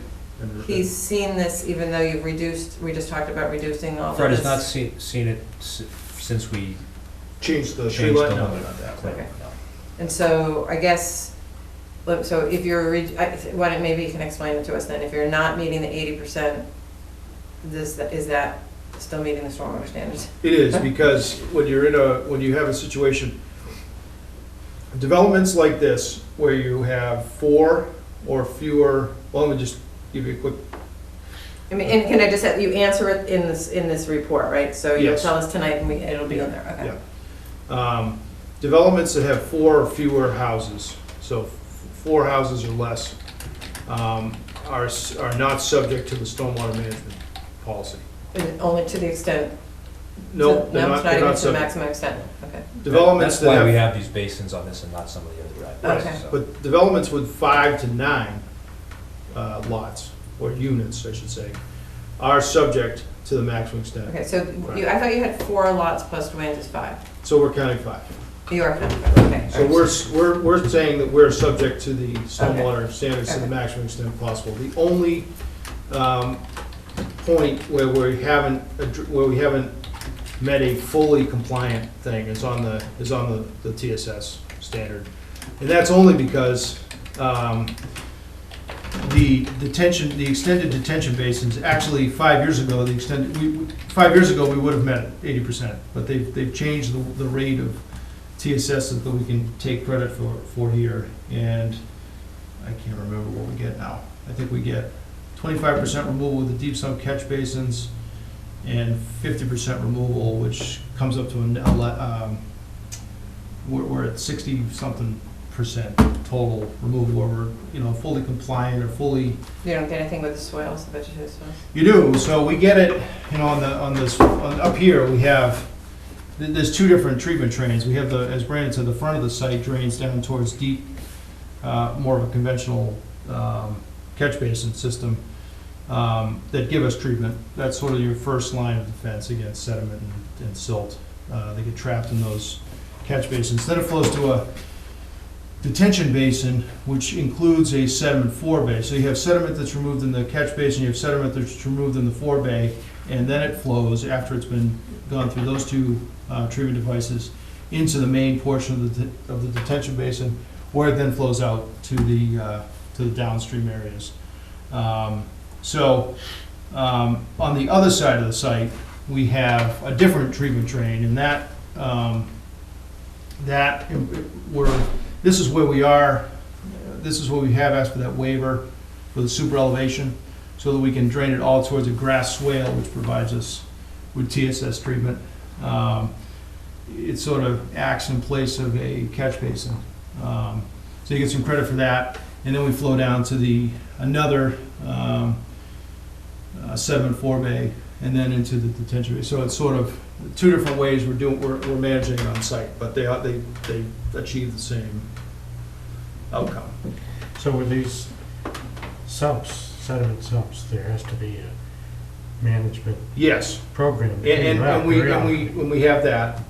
And there's a schedule that for inspection of those and for cleaning of those. Same thing with the sediment forebay and the detention basin as a whole, the outlet control structures, the drain manholes, the pipes, the swales, the whole. Sweeping the driveway, all that's in there, so, Yeah. really, they're supposed to semi-annually come through and sweep the driveway, because it's usually after the winter that you get most of the sand and stuff. I know, I think I brought it up at the first meeting, but I'm gonna bring it up again. I think with the deep hooded catch basins, we have been, and we would still want to have it vacuumed out. I think it actually says Yeah. that's the preferred way, yeah. Right. Yeah. And that's also a requirement of the Massachusetts Stormwater Management Policy to have an O&M plan. And so that's in here and totally part of the project. Is there gonna be a homeowners association for this? That's Right, and Walter gave us like a blanket, kind of a standard form that he uses, or I don't Sorry, know. it's a driveway covenant that's required also by the planning board to set up that homeowners association that's responsible for maintenance. So that'll be recorded and it'll be on everyone's deed. So it's this document here, that's what they're reviewing now, basically. It's one of the conditions of the approval. So Fred has seen everything that we're talking tonight and has signed off. The only thing that he hasn't, as Carol mentioned, was the revision where we moved the tree line in. He hasn't seen that. And we'll probably modify the O&M just to, I think Yeah. the planning board had a requirement. I haven't seen their decision, but I thought that's what Erica said, the planning board was requiring an O&M to be submitted. Well, maybe. I don't know, but have they issued their I decision? don't know. I haven't Oh. seen Not it. that I. All right, maybe, But I should, we included part of it in the driveway covenant, so it would be spelled out for everybody, but we have to modify it a little bit more to include some of the change it. suggestions. that- Yeah, I actually think that the O&M, I was talking with Brandon, I think that the O&M plan, which is this document here, covers this. I looked, it says sticks and debris from the outlet structure, but we could Which is- probably add. We can add And that's really where the concern is. Yep. So the concern with having this more vegetated would be, in order for these outlet structures to function as designed, obviously they have to be free of sticks and debris and stuff like that. And obviously it's in the O&M that, they need to be periodically inspected. If there's any brush, you obviously need to remove that so that it functions as designed. Yeah. Do these homeowner associations generally hire some firm to handle this? Typically, they cover snow plowing stuff I know is, by contract. Whether they have a landscaper or somebody that basically does all the work, because obviously there's mowing of the shoulders and whatnot. It really depends, what. Most of the time it's, this is a little bit larger of an example, but I'm just thinking about the Regency, Oh, really, I was thinking about Wilder Road. Well. Or the one that, Okay, fine. Okay, go ahead. But, I was thinking, sorry, where they weren't doing it? Yeah.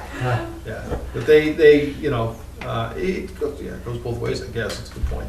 Some do it themselves, some do it, but the document's in place, and But the thing is that if it wasn't being done, it becomes a problem ultimately. It's there's gonna be a failure, and unfortunately, we wanna catch it before it's a failure of the wetland, into the wetland, and sometimes it just always comes back around and you find out, but that might be something that the commission wants to consider as some longer term monitoring, that we wanna look at this, we have, I don't know how quickly he'll build it out, if you're gonna build it, based on spec or whatever, but. Hopefully it will be done by this fall, but So, what we've seen, yeah, what I've seen in some cases, that actually, this is a good thing for the homeowners. They set up a contractor and they all go out for bid for snow plowing, and they also plow their individual driveways.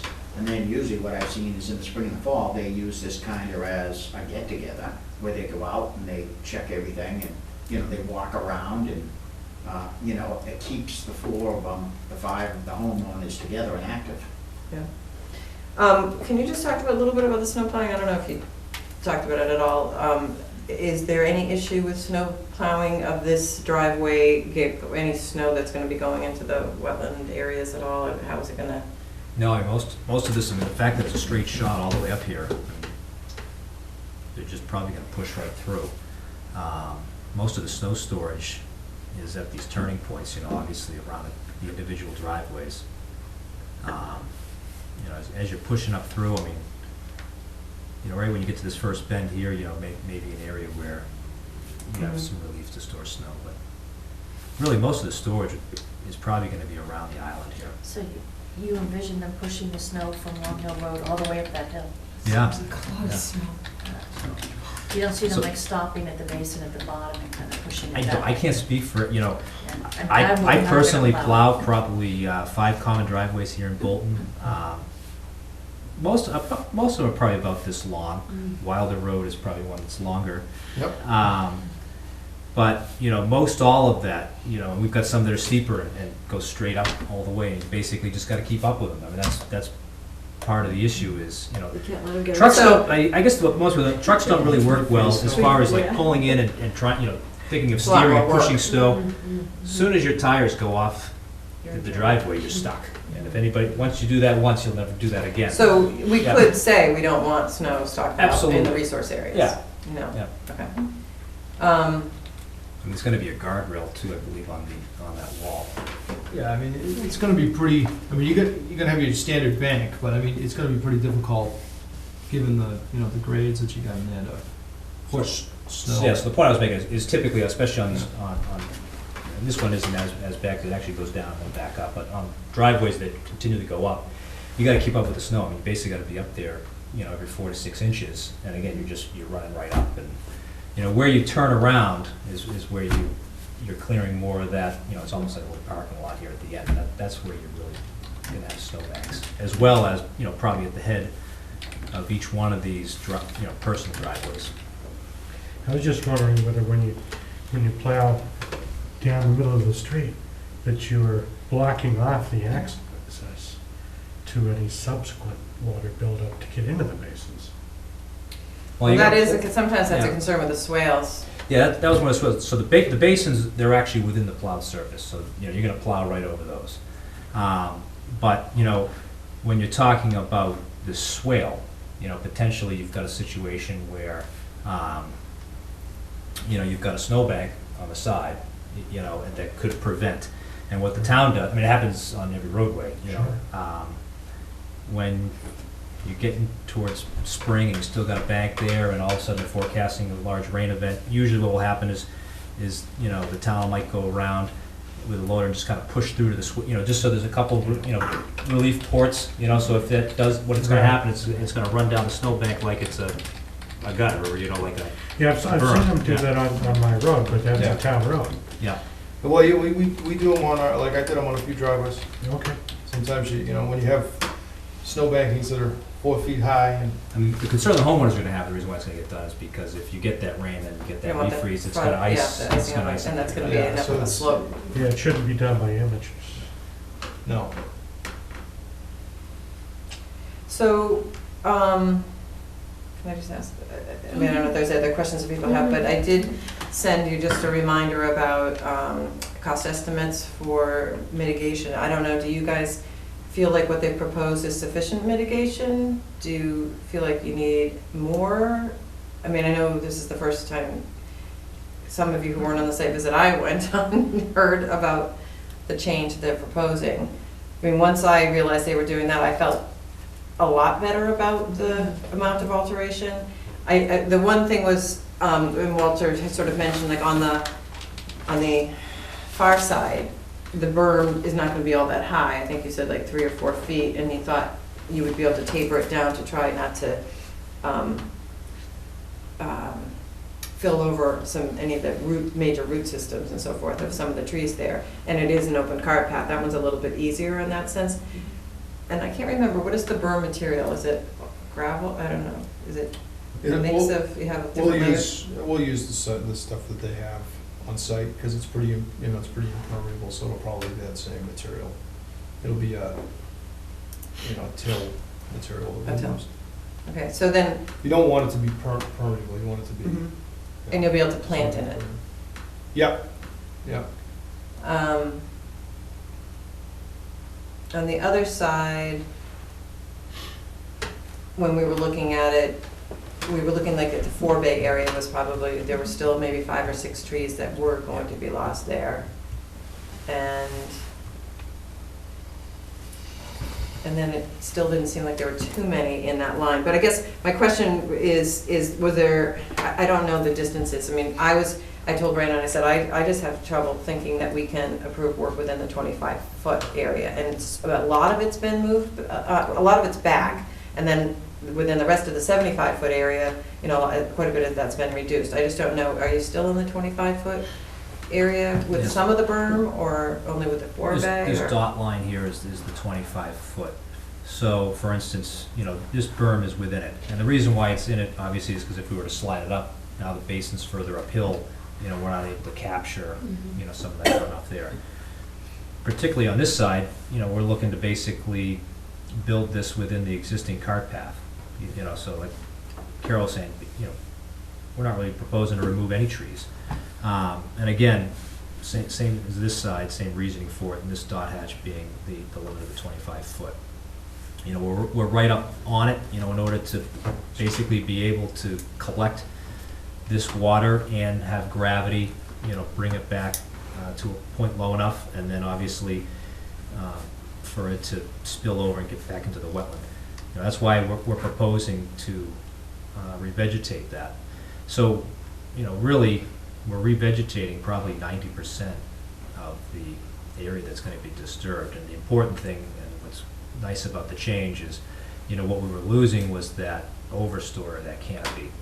And now, given the fact that this is, like a 20-foot wide berm that's going in here, there's much, if not all, of that canopy is going to be preserved. So you're still going to have that overstory, and then we'll have, shrubs, scrub, kind of on the outside of that berm. So did you change your planting plan at all, or it's what you had before? The only thing I did was eliminated like 4 plantings that were within an area that now we're leaving the trees. So again, back to my question was, do you feel like that's a sufficient mitigation? I know I asked Dwayne in the field that so the lots are pretty oversized. There's only one that they showed that, I think the septic, it was going near the buffer zone or something. And then he's got, I think, maybe 18 acres remaining, and he's got, it says no, not a buildable lot or something like that. So, Yeah, I just mean, I parcel. understand that that's going to remain natural. Most of it's quite wet, right? That's the whole, A good the portion bigger of part of that the background swamp. is wet. I don't know. So out of, what did you say, the whole lot was 50 acres? Yeah. Disturbances. So we're disturbing 1.3% of the resource areas. That includes buffer zone, which is the adjacent upper resource area. So less than 2% of the whole site. And I was much happier to see the plan we presented tonight, looking at it compared to what we were looking at in the site and seeing what was coming down and the amount of canopy that was being removed. As far as the issue, being in the 25, I mean, there is nothing coming out. No, there is, but they're going to restore it. But, yeah, but on the other side. On the other side, right? Yeah. So, I mean, it's a matter of, it's a perfect location as far as, you're not losing any trees or any kind of vegetation. It's already disturbed.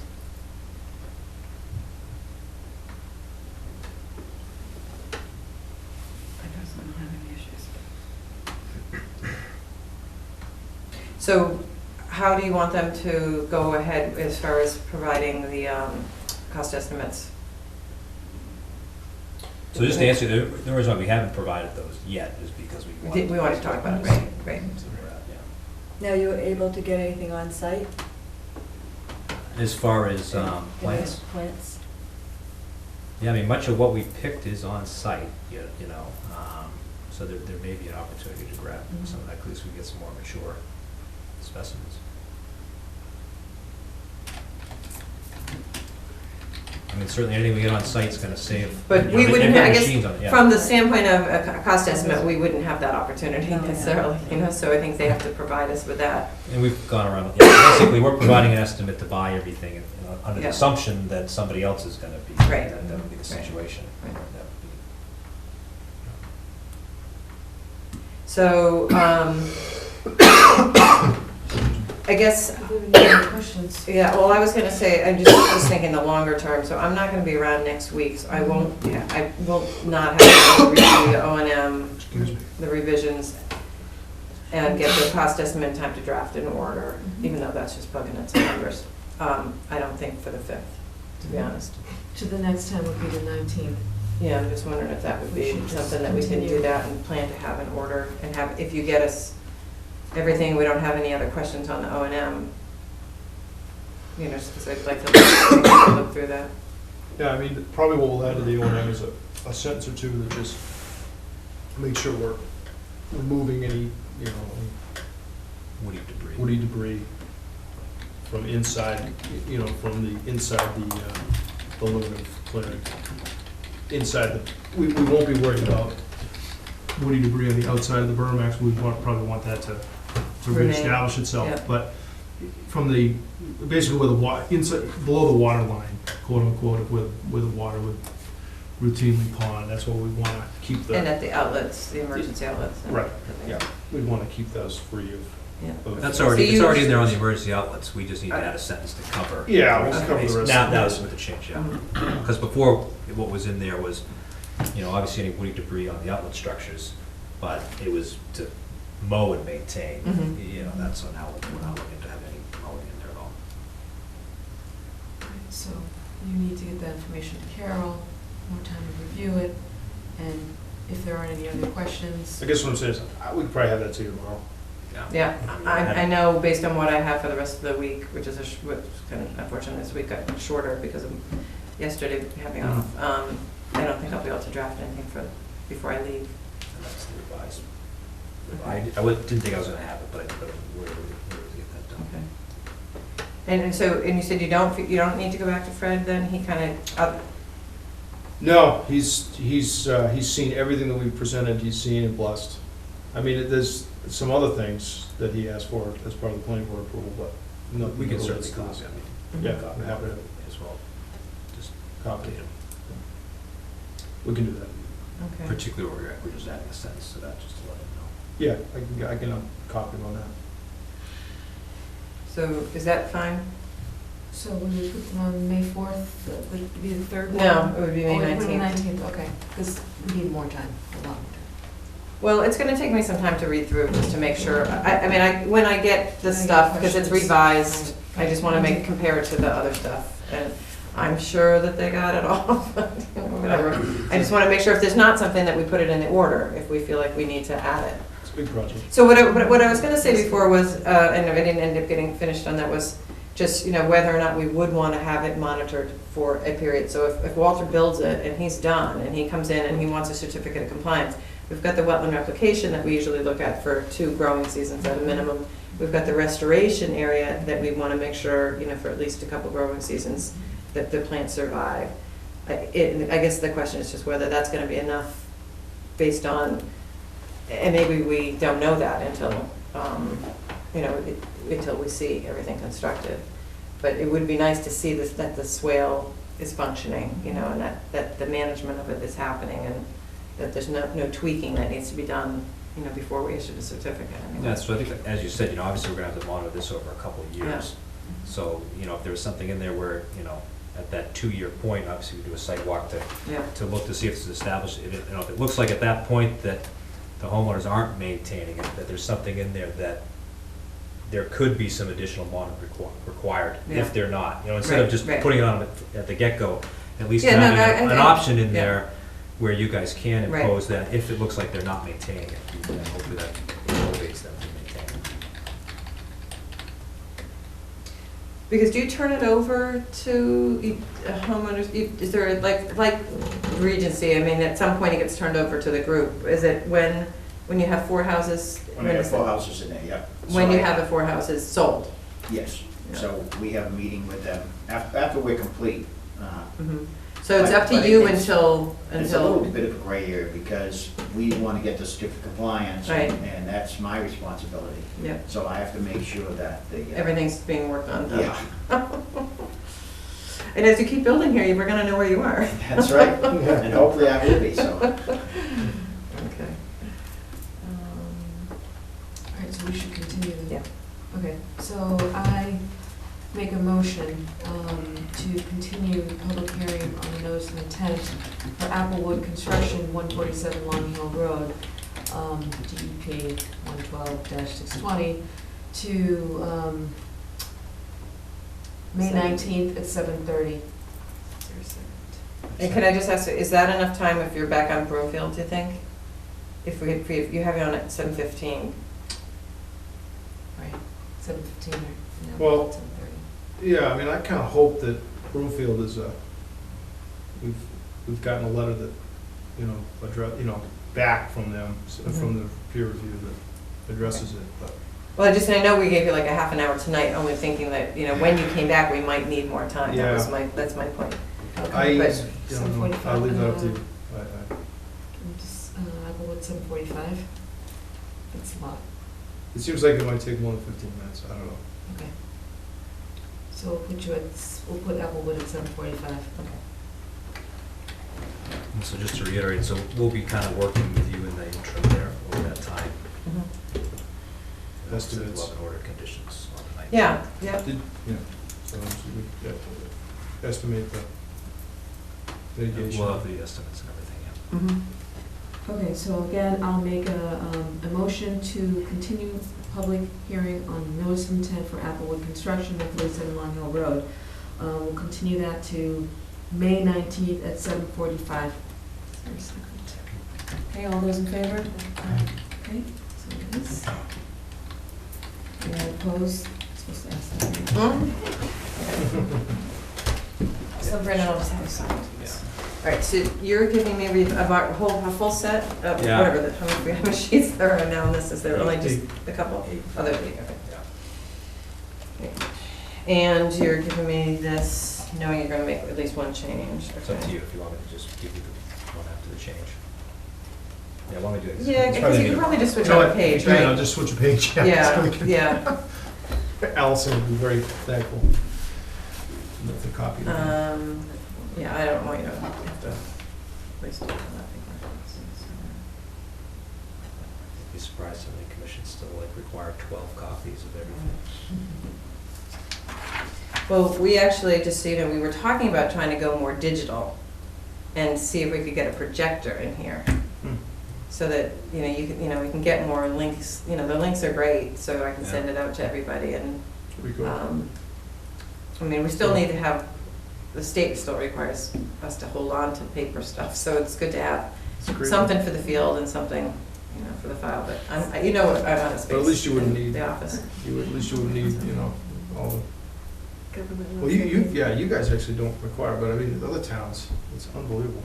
20 copies sometimes.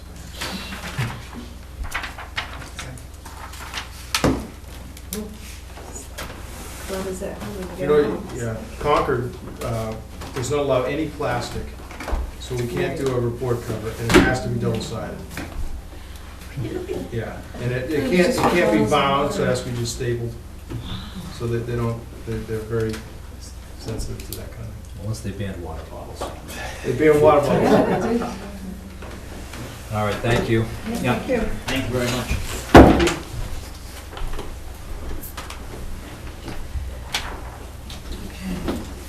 Thanks. Thank you. See ya. All right, so we're running at 7:22. So next, which we don't have to talk about, but we should, right, just What's be that? brief. Oh, yeah. Well, just quickly, Yeah. I sent out an email with the clarifications and changes that we wanted to see. And, you know, I think we knew that Mickey Marcus, her consultant, was away. I think he's back this week sometime. And then I got an out of office that day from the attorney, but I haven't had any response from Jennifer on it. So I think we're gonna have to wait till Mickey's back to sort of see what the response is. And that's pretty much it. Okay, so there's nothing to continue. No, I'll just continue it on the agenda for purposes Okay. of trying to make sure that we, you know, have come to an agreement, because if not, they need to file a notice of intent. Okay, good.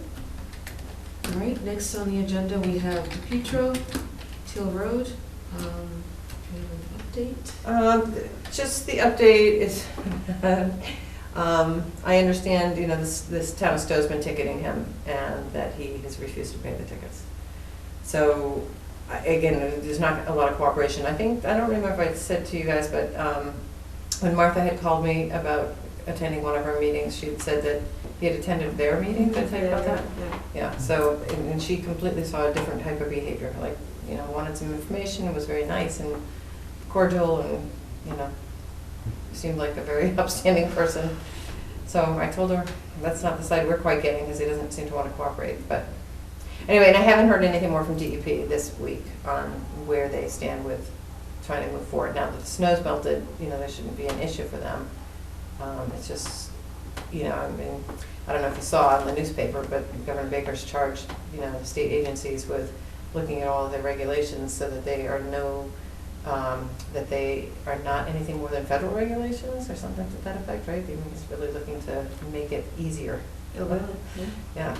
So I don't know if they're just now stuck in administrative holding pattern of trying to do other things or what, but I haven't talked to DEP directly about that, so.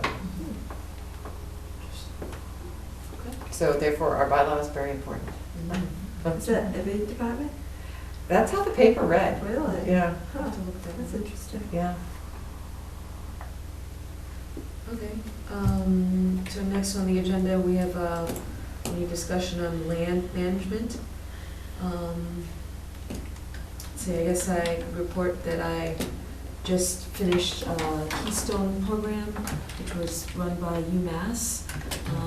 Janet Pizzataro had recommended that I might want to look into it. I said, okay, sure. And I was selected, so I went to Harvard Forest for 30 hours, learned about forest management, land protection. I could say that I'm conversant in CRs and Chapter 61s. I know them well enough to have a conversation and pass them over to a professional, and made a lot of contacts, people that we can work with. So I have a list, probably the same as Carol's, of professionals that can do a lot of things for the town. And Did Scott Jackson do his program about connecting landscapes? no, No. no, but there was someone from the Department of Wildlife who talked a lot about, you know, how the wildlife moves across landscapes, and I learned a lot about that too, just creating natural habitats, and visited a number of sites where the land was, I don't know, reforested, some was reforested, some was, you know, different things happened to the forest and show regeneration and Different management. Yeah, different management, and got a lot out of it, and I think I can contribute. So when you mentioned UMass, because I didn't realize their connection to the whole program, but there's a computer program that they've developed, and Scott Jackson's one of the authors. I don't know that he did the programming part, and it will be really interesting to use it to some degree with our open space and recreation plan, because they look at all kinds of connectivity. You can put in different factors and features of what you're looking for, you know, so it gives you a much broader perspective, and then you can sort of narrow down with different things as well. So And that's they have, linkages? what's that? Linkages or caps? Or Caps. Caps. Yeah. So one of the speakers did talk about biomaps, Biomap 2, I think Yeah. it's called, Yeah. linkages, and there's another program that talks about movement of animals, and all of these can get rolled into or used as tools for the open space plan. Yep. So, one of the things, when Liz was telling me this morning a little bit about it, is that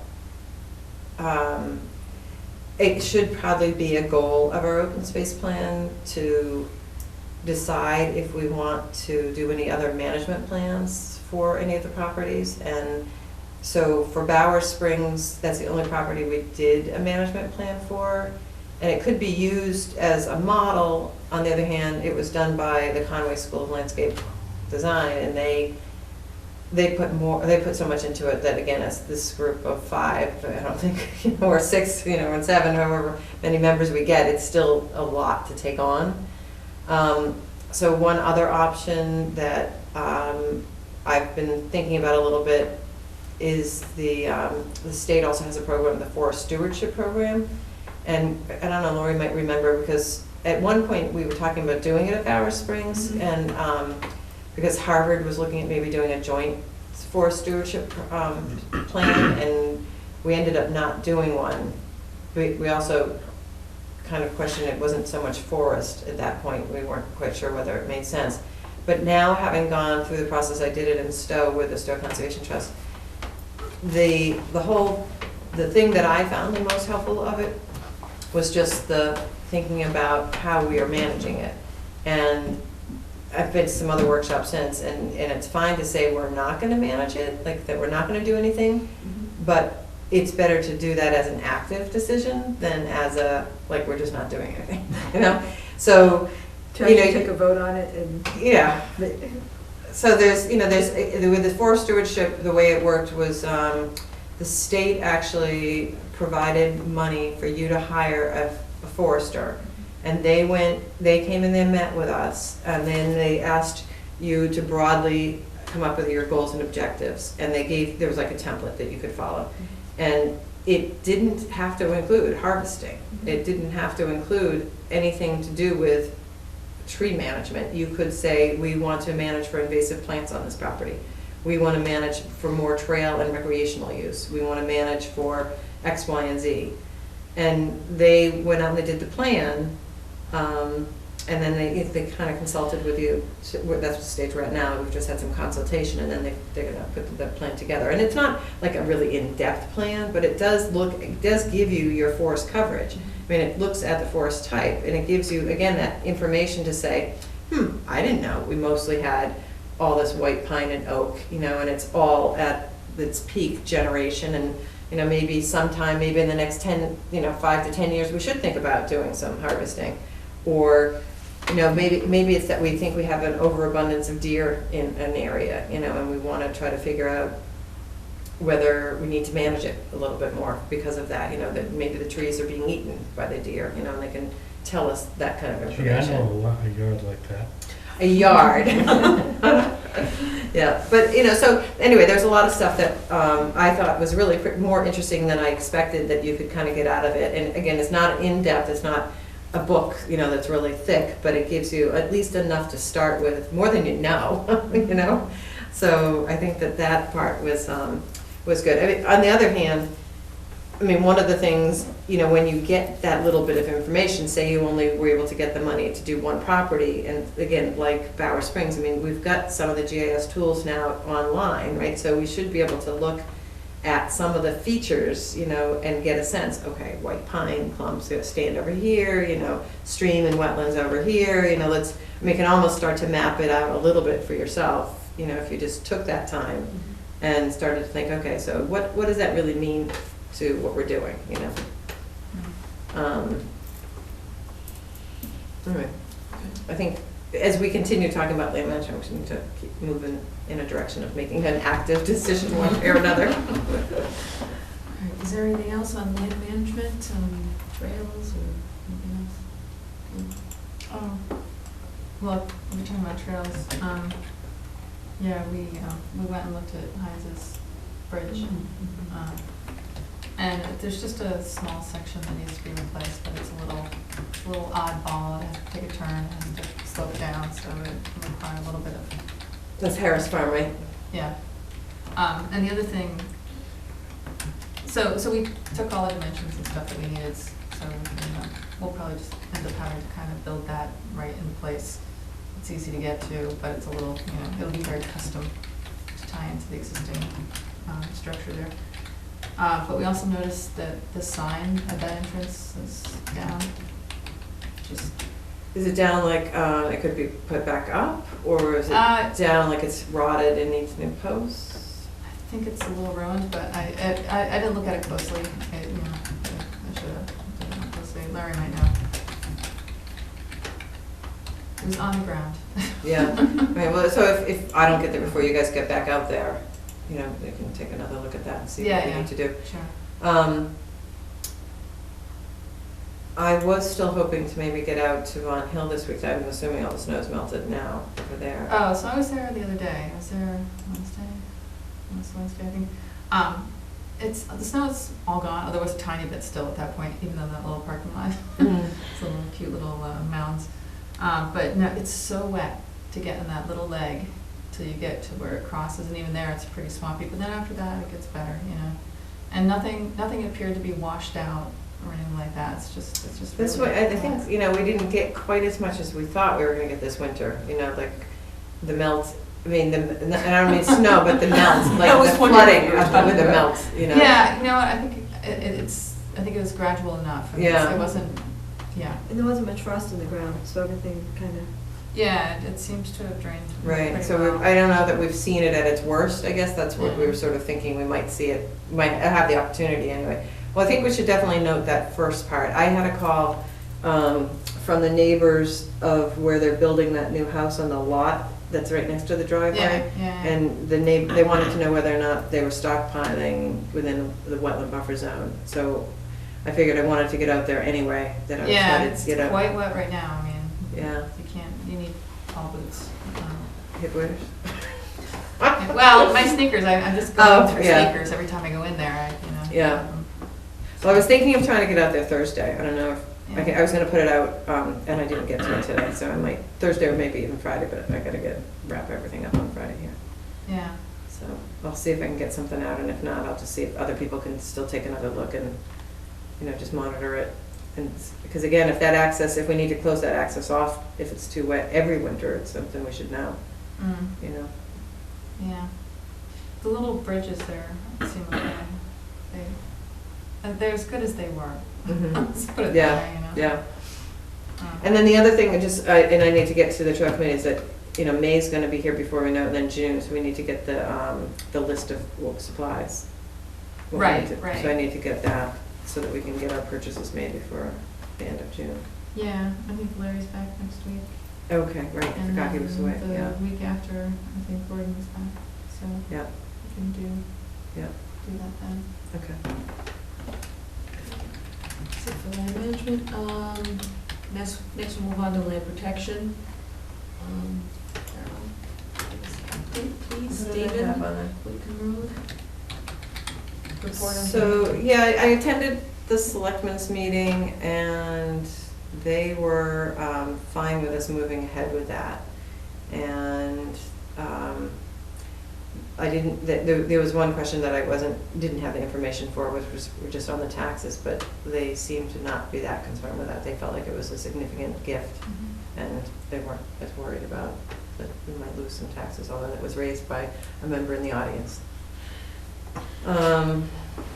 And also we talked a little bit, let's see, Dawn had spoken to town council regarding their suggested requirements that we have an environmental assessment done on properties when we're acquiring them, whether by fee or, I think just by fee is how it was, for gifts. And, well, not just by gift, but any fee land. And they did want to have that as that we do the environmental assessment.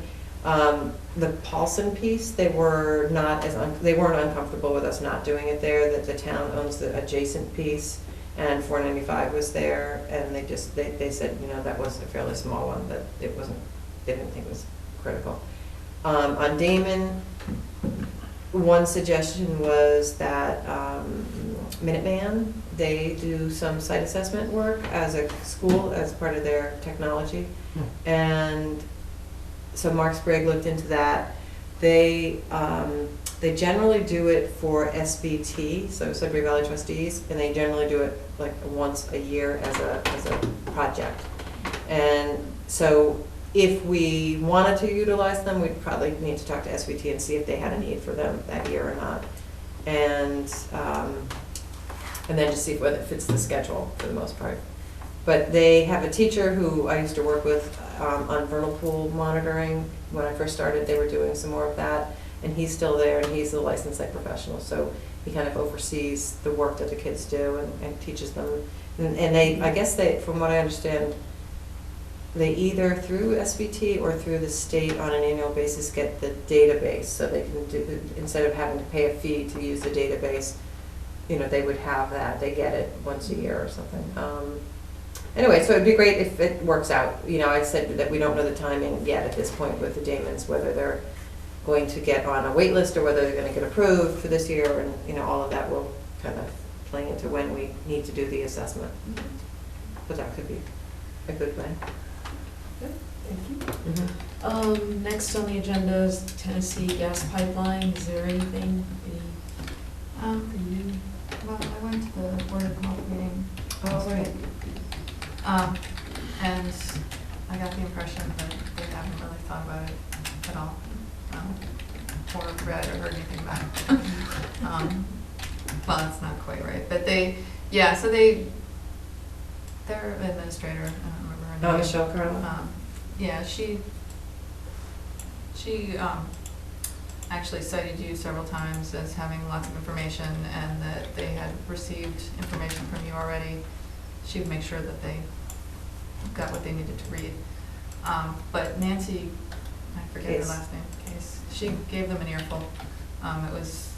She was great, actually. She really kind of brought them up to speed really fast with what they should be thinking about. And afterward, we were talking in the parking lot, and what was his name? It was Nancy and... Oh, and Gary, cousin. Gary, yeah. So they were talking, and one thing that they brought up, because she was stressing the importance of wells, you know, wells being tested. This is in the context of talking to the Board of Health. But he also brought up the point that when they go over, you know, that Wattaquatic Hill area, they're going to be going into rock. They're going to be basically creating a channel, you know, an extensive channel through the rock, and they install water breaks to try to, you know, manage the flow. But he seemed to feel that they are not, you know, always successful, and that was something that we should be concerned about. What happens when they're not successful? And yeah, so the water's going to flow where the pipe goes, basically, instead of where it's been flowing. And right. Well, I guess it depends on how it fails, you know, but it will flow differently no matter what. So it could have that's kind of impact on interesting. wells not getting the water that they're used to, or aquifer Or areas wetlands, of new or wetlands, and Yeah. old wetlands going away, and, you know, it's just, Change. yeah, change is really the, so that was just like a little side conversation after the fact, but I think she brought them up to speed pretty fast, and, you know, we chimed a little bit in with process and stuff like that, just to let them know what was going on, so. See, I think part of the intent was to, before town meeting, make sure people who are going to be attending, which is most boards and committees, you know, have a little bit more information. Yep. So that, you know, they could, you know, vote, you know, on supporting the resolution and or Chapter 97, you know, whether they got into those details or not, but at least that they had some more information about it. Could we ask Tennessee Gas for a third-party review, the way we would with any other applicant? Even though they're Under the online? wetlands, we can. Okay, because that, what you're saying is, sounds like, I mean, we know they're a huge company, Right. but just another letter that says, if you're gonna do any work here. I didn't get to read, there was several emails between Gene Benson at MACC and some other conservation people that I think was on Friday possibly, or it might have been yesterday, and I didn't get to read them all, but one of them I know was talking about using a consultant, you know, so I'll look at that a little bit more carefully. But my understanding is that we can, the same as any, and you know, same as any applicant.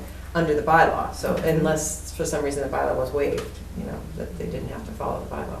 'Cause, although, no, that's how it's been adopted, it was under, I have to double check now.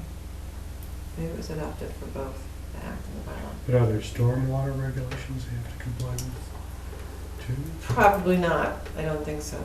I don't think they meet the stormwater requirements. Like Greg was saying, I mean, there's certain things, when you have over 4 houses, you know, then you have to do things, but not, I don't know that there's, I don't think there's anything for pipelines. Did anybody hear on the radio that the Vice President of the United States is doing a whole review of natural gas pipeline across the country? I did not hear that. Yeah. That doesn't mean it wasn't. I know. I'm not sure. I'm just wondering if that's gonna slow any of this down, or, I mean, it was like the tail end of a story I caught on BUR today. And the other thing that there's been a bunch of emails on to Bolton Local, I believe tomorrow night, that the Stop the Pipeline group has a meeting. And I think they're just trying to get themselves organized before town meeting as well. Nancy Case had emailed me to ask if we had an updated map that had, you know, the owners where the revised pipeline's going. I don't have an updated one. I've started working on a list of names of properties that were impacted by it. So I'm not sure whether this week I'm going to be able to get one done or not. I said I would try. I'll try. I just don't know if I can or not.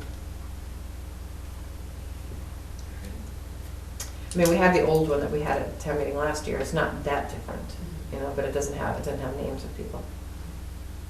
It just has the general location. I mean, at the very least, it would still be good to have that probably. Okay, should we go back to the warrant and the articles that we talked about 5, which is the revolving fund. Talked about 7, Route 117 transfer, although, did we decide we don't have a position? Are we effectively saying we don't have, because we didn't really talk Are we about it? actively saying we don't have a position, or we just haven't got a position? We don't have a position. It's not clear to me what our stake is. Do we really need to have a position? No, you know, nobody's asked you to have a position. It's just, well, I shouldn't say, I mean, there was that one email that's what stimulated the question as to whether we had, I don't even know if it was a position, whether we had concerns. So I think we can have concerns, but we can also have, you know, reasons that we think there might be good, you know, it might work out well, you know, so, but as, Just one you know. data point, I mean, it's hard to go from. The state can take 117, but they have to take it with them. Get out of here. Okay, then. Dam. Yeah, we already talked about the dam, I don't think we need to do that. And then the other things we talked about last meeting, and I don't really have anything new, but on the resolution, so I think we did decide we were gonna support that, is that true? But I don't know if you voted, you might wanna vote that one.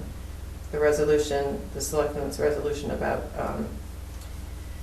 asking other legislators not to allow the pipeline, or natural gas pipelines. So, we're gonna make a motion to support it. I think that might be worth doing, so that when you, if somebody was to get up and stand up, you could say, at least. That we have a position. Yeah, that one would be good. Okay, so I make a motion that we, as the Conservation Commission, are in support Article 97. No, I'm sorry, Article 23, the resolution by the Board of Selectmen to stop the pipeline Under their present rule. Right. under their prison Through Bolton.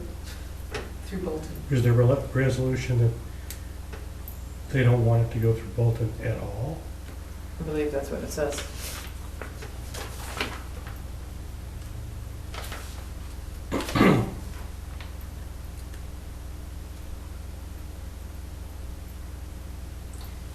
So, whereas Bolton is bisected by a 10-inch natural gas pipeline that is more than 35 years old that's operated by Tennessee Gas Pipeline, whereas Henry Morgan has proposed a new 30-inch high-pressure gas pipeline through the northern part of Massachusetts as part of the Northeast Direct project. Whereas the project also proposes a new 12-inch natural gas pipeline to be installed in Bolton and neighboring towns connecting to the existing Bolton pipeline. Location, well, the Worcester lateral, blah, blah, blah, blah, blah. The selectmen of Bolton hereby declare they stand in opposition to Kinder Morgan's Northeast Direct Energy Project and to the Worcester lateral. They stand in opposition to all similar projects that may be later proposed. They stand in opposition to any efforts to locate any portion of the Worcester lateral within Bolton's borders. They will participate in and provide comments to any scoping meetings held by FERC regard to Worcester lateral and question the need for a new pipeline and that identify alternative routes outside of Bolton. They will seek to intervene in any proceeding before FERC, which seeks a certificate of public necessity and convenience with regard to the Worcester lateral and oppose Kinder Morgan's application. And be it further resolved that the Board of Selectmen of Bolton hereby call upon our state and federal legislators and executive branches to enact legislation and take any other such actions as are necessary to oppose such energy projects that go against our commitment to public safety, the environment, our economic well-being, and sense of community, or do or act relating thereto.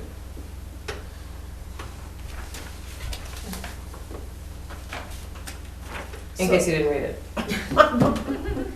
So I make a motion that we support Article 23, which is the resolution by the Board of Selectmen on the pipeline coming through Bolton. A second.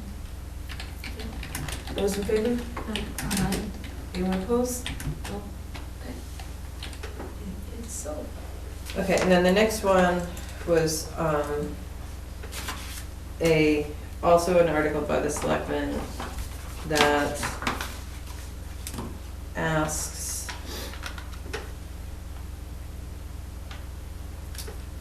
to see if the town will vote to instruct our state representative and state senator representing Bolton to vote no on any legislative proposal to Article 97 or to remove any land from protection of Article 97 of the Constitution of the Commonwealth of Massachusetts in order to plan, construct, or install any high-pressure interstate or interstate natural gas pipeline and any other related infrastructure. So Article 97 being the Constitution to protect conservation land. Okay, so I make a motion that we support Article 24 pertaining to lands protected under Article 97, the amendments to the Commission of the Commonwealth, also known as Article 97. Make a motion. I'll second that one. Okay, all those in favor? And I'll vote for it. Aye. Anyone opposed? No. Okay, so it is. It's been voted. Did you abstain on the other one? Yes, I did. No. If they want to run it along the highway, I have no objection to that. I think, is that it? I think that's it. So Oh, just the budget then? Just- Oh, the budget. Yeah. No, well, I have a question about the warrant. Yeah. So the taxation, Yeah, the selectmen didn't put it in. right, so for the escrow issue, did the Attorney General come back and say that that was not a good Yes, idea? it's not legal. Okay, but the first one about the licensing authority, and basically our request to add the term exemption in that paragraph, why was that rejected? I think they felt it wasn't needed. It was redundant, and it was So- clear enough. So, who told you this? Did They- Don come and tell you? I think that they talked about it when, well, we were at the meeting, and you and I were at the meeting, right? Yeah, but nobody, They had had town council, and council had said that, they thought it was redundant, they didn't need it, it wasn't necessary. They didn't talk to us before they decided not to put it on any more than that. I didn't hear about it until afterwards. and what was their explanation about that one? I think just the same thing. I don't remember that it was any different. So, And I'm not even, I can't now remember whether it was Dawn or if I asked Linda. I think I Okay. might have asked. so I guess my whole point is about the term extension. Right. The whole term of an extension permit and the licensing authority granting an extension. And, we were told, a year or two ago, well, you can't do anything because it's an extension and it's not clear in the bylaw. So now it's clear Evidently. because you don't need it. Right. Okay. Okay.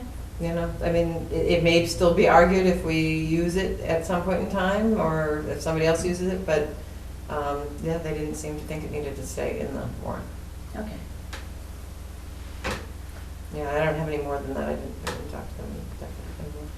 I just remembered it was Joe Biden was charged with looking at the gas infrastructure across the country and upgrading them instead of, perhaps instead of new ones. So that's something, if you hear it on the radio, Okay. that might apply. So and that started like 2 days ago, so we might hear something. Okay. So just on the budget, again, I did send, as backup, a couple of slides, 3 slides, for the professional services request. And the backup was basically the same that Liz had put together and we presented to the advisory committee, that just showed, you know, that by having the open space and recreation plan, we've been eligible for money from the state for a number of grants, and that the amount have been significant, you know, in terms of the 14,000 we're asking for versus the 200-something thousand for one, and I forget the other numbers, but we have them on a slide. And we sent, so I sent those already to the IT person, Gary Perwack, so that he'll have them if we feel like we need to call upon them. We're not planning to make a presentation unless there's questions, and it makes better sense to show the slide and use it. Is that topic gonna come up? Is that? Well, it's in our budget, so Oh, I as see. they go So- through the budget, sometimes Oh, they, somebody you know, will they'll say flag it. conservation budget or whatever lines one of, you know, and Is it could be no questions, no comments, but if somebody says, what are these professional services, you know, that you've got $14,000 in for. So what's in the warrant reflects the 14,000? No? 10,000. I was reading it last night. Really? Are you kidding me? I don't know, Yeah, it says 10, you're right. because I was like, That was better than. Then we need to make a recommendation to amend it. so, yeah, it said 10,000. Advisory voted that night when we were there. I thought so too, I saw it last They night. voted 14? Yeah. I don't know, I'll have to look into Maybe it. it's a misprint. Maybe they'll make a motion.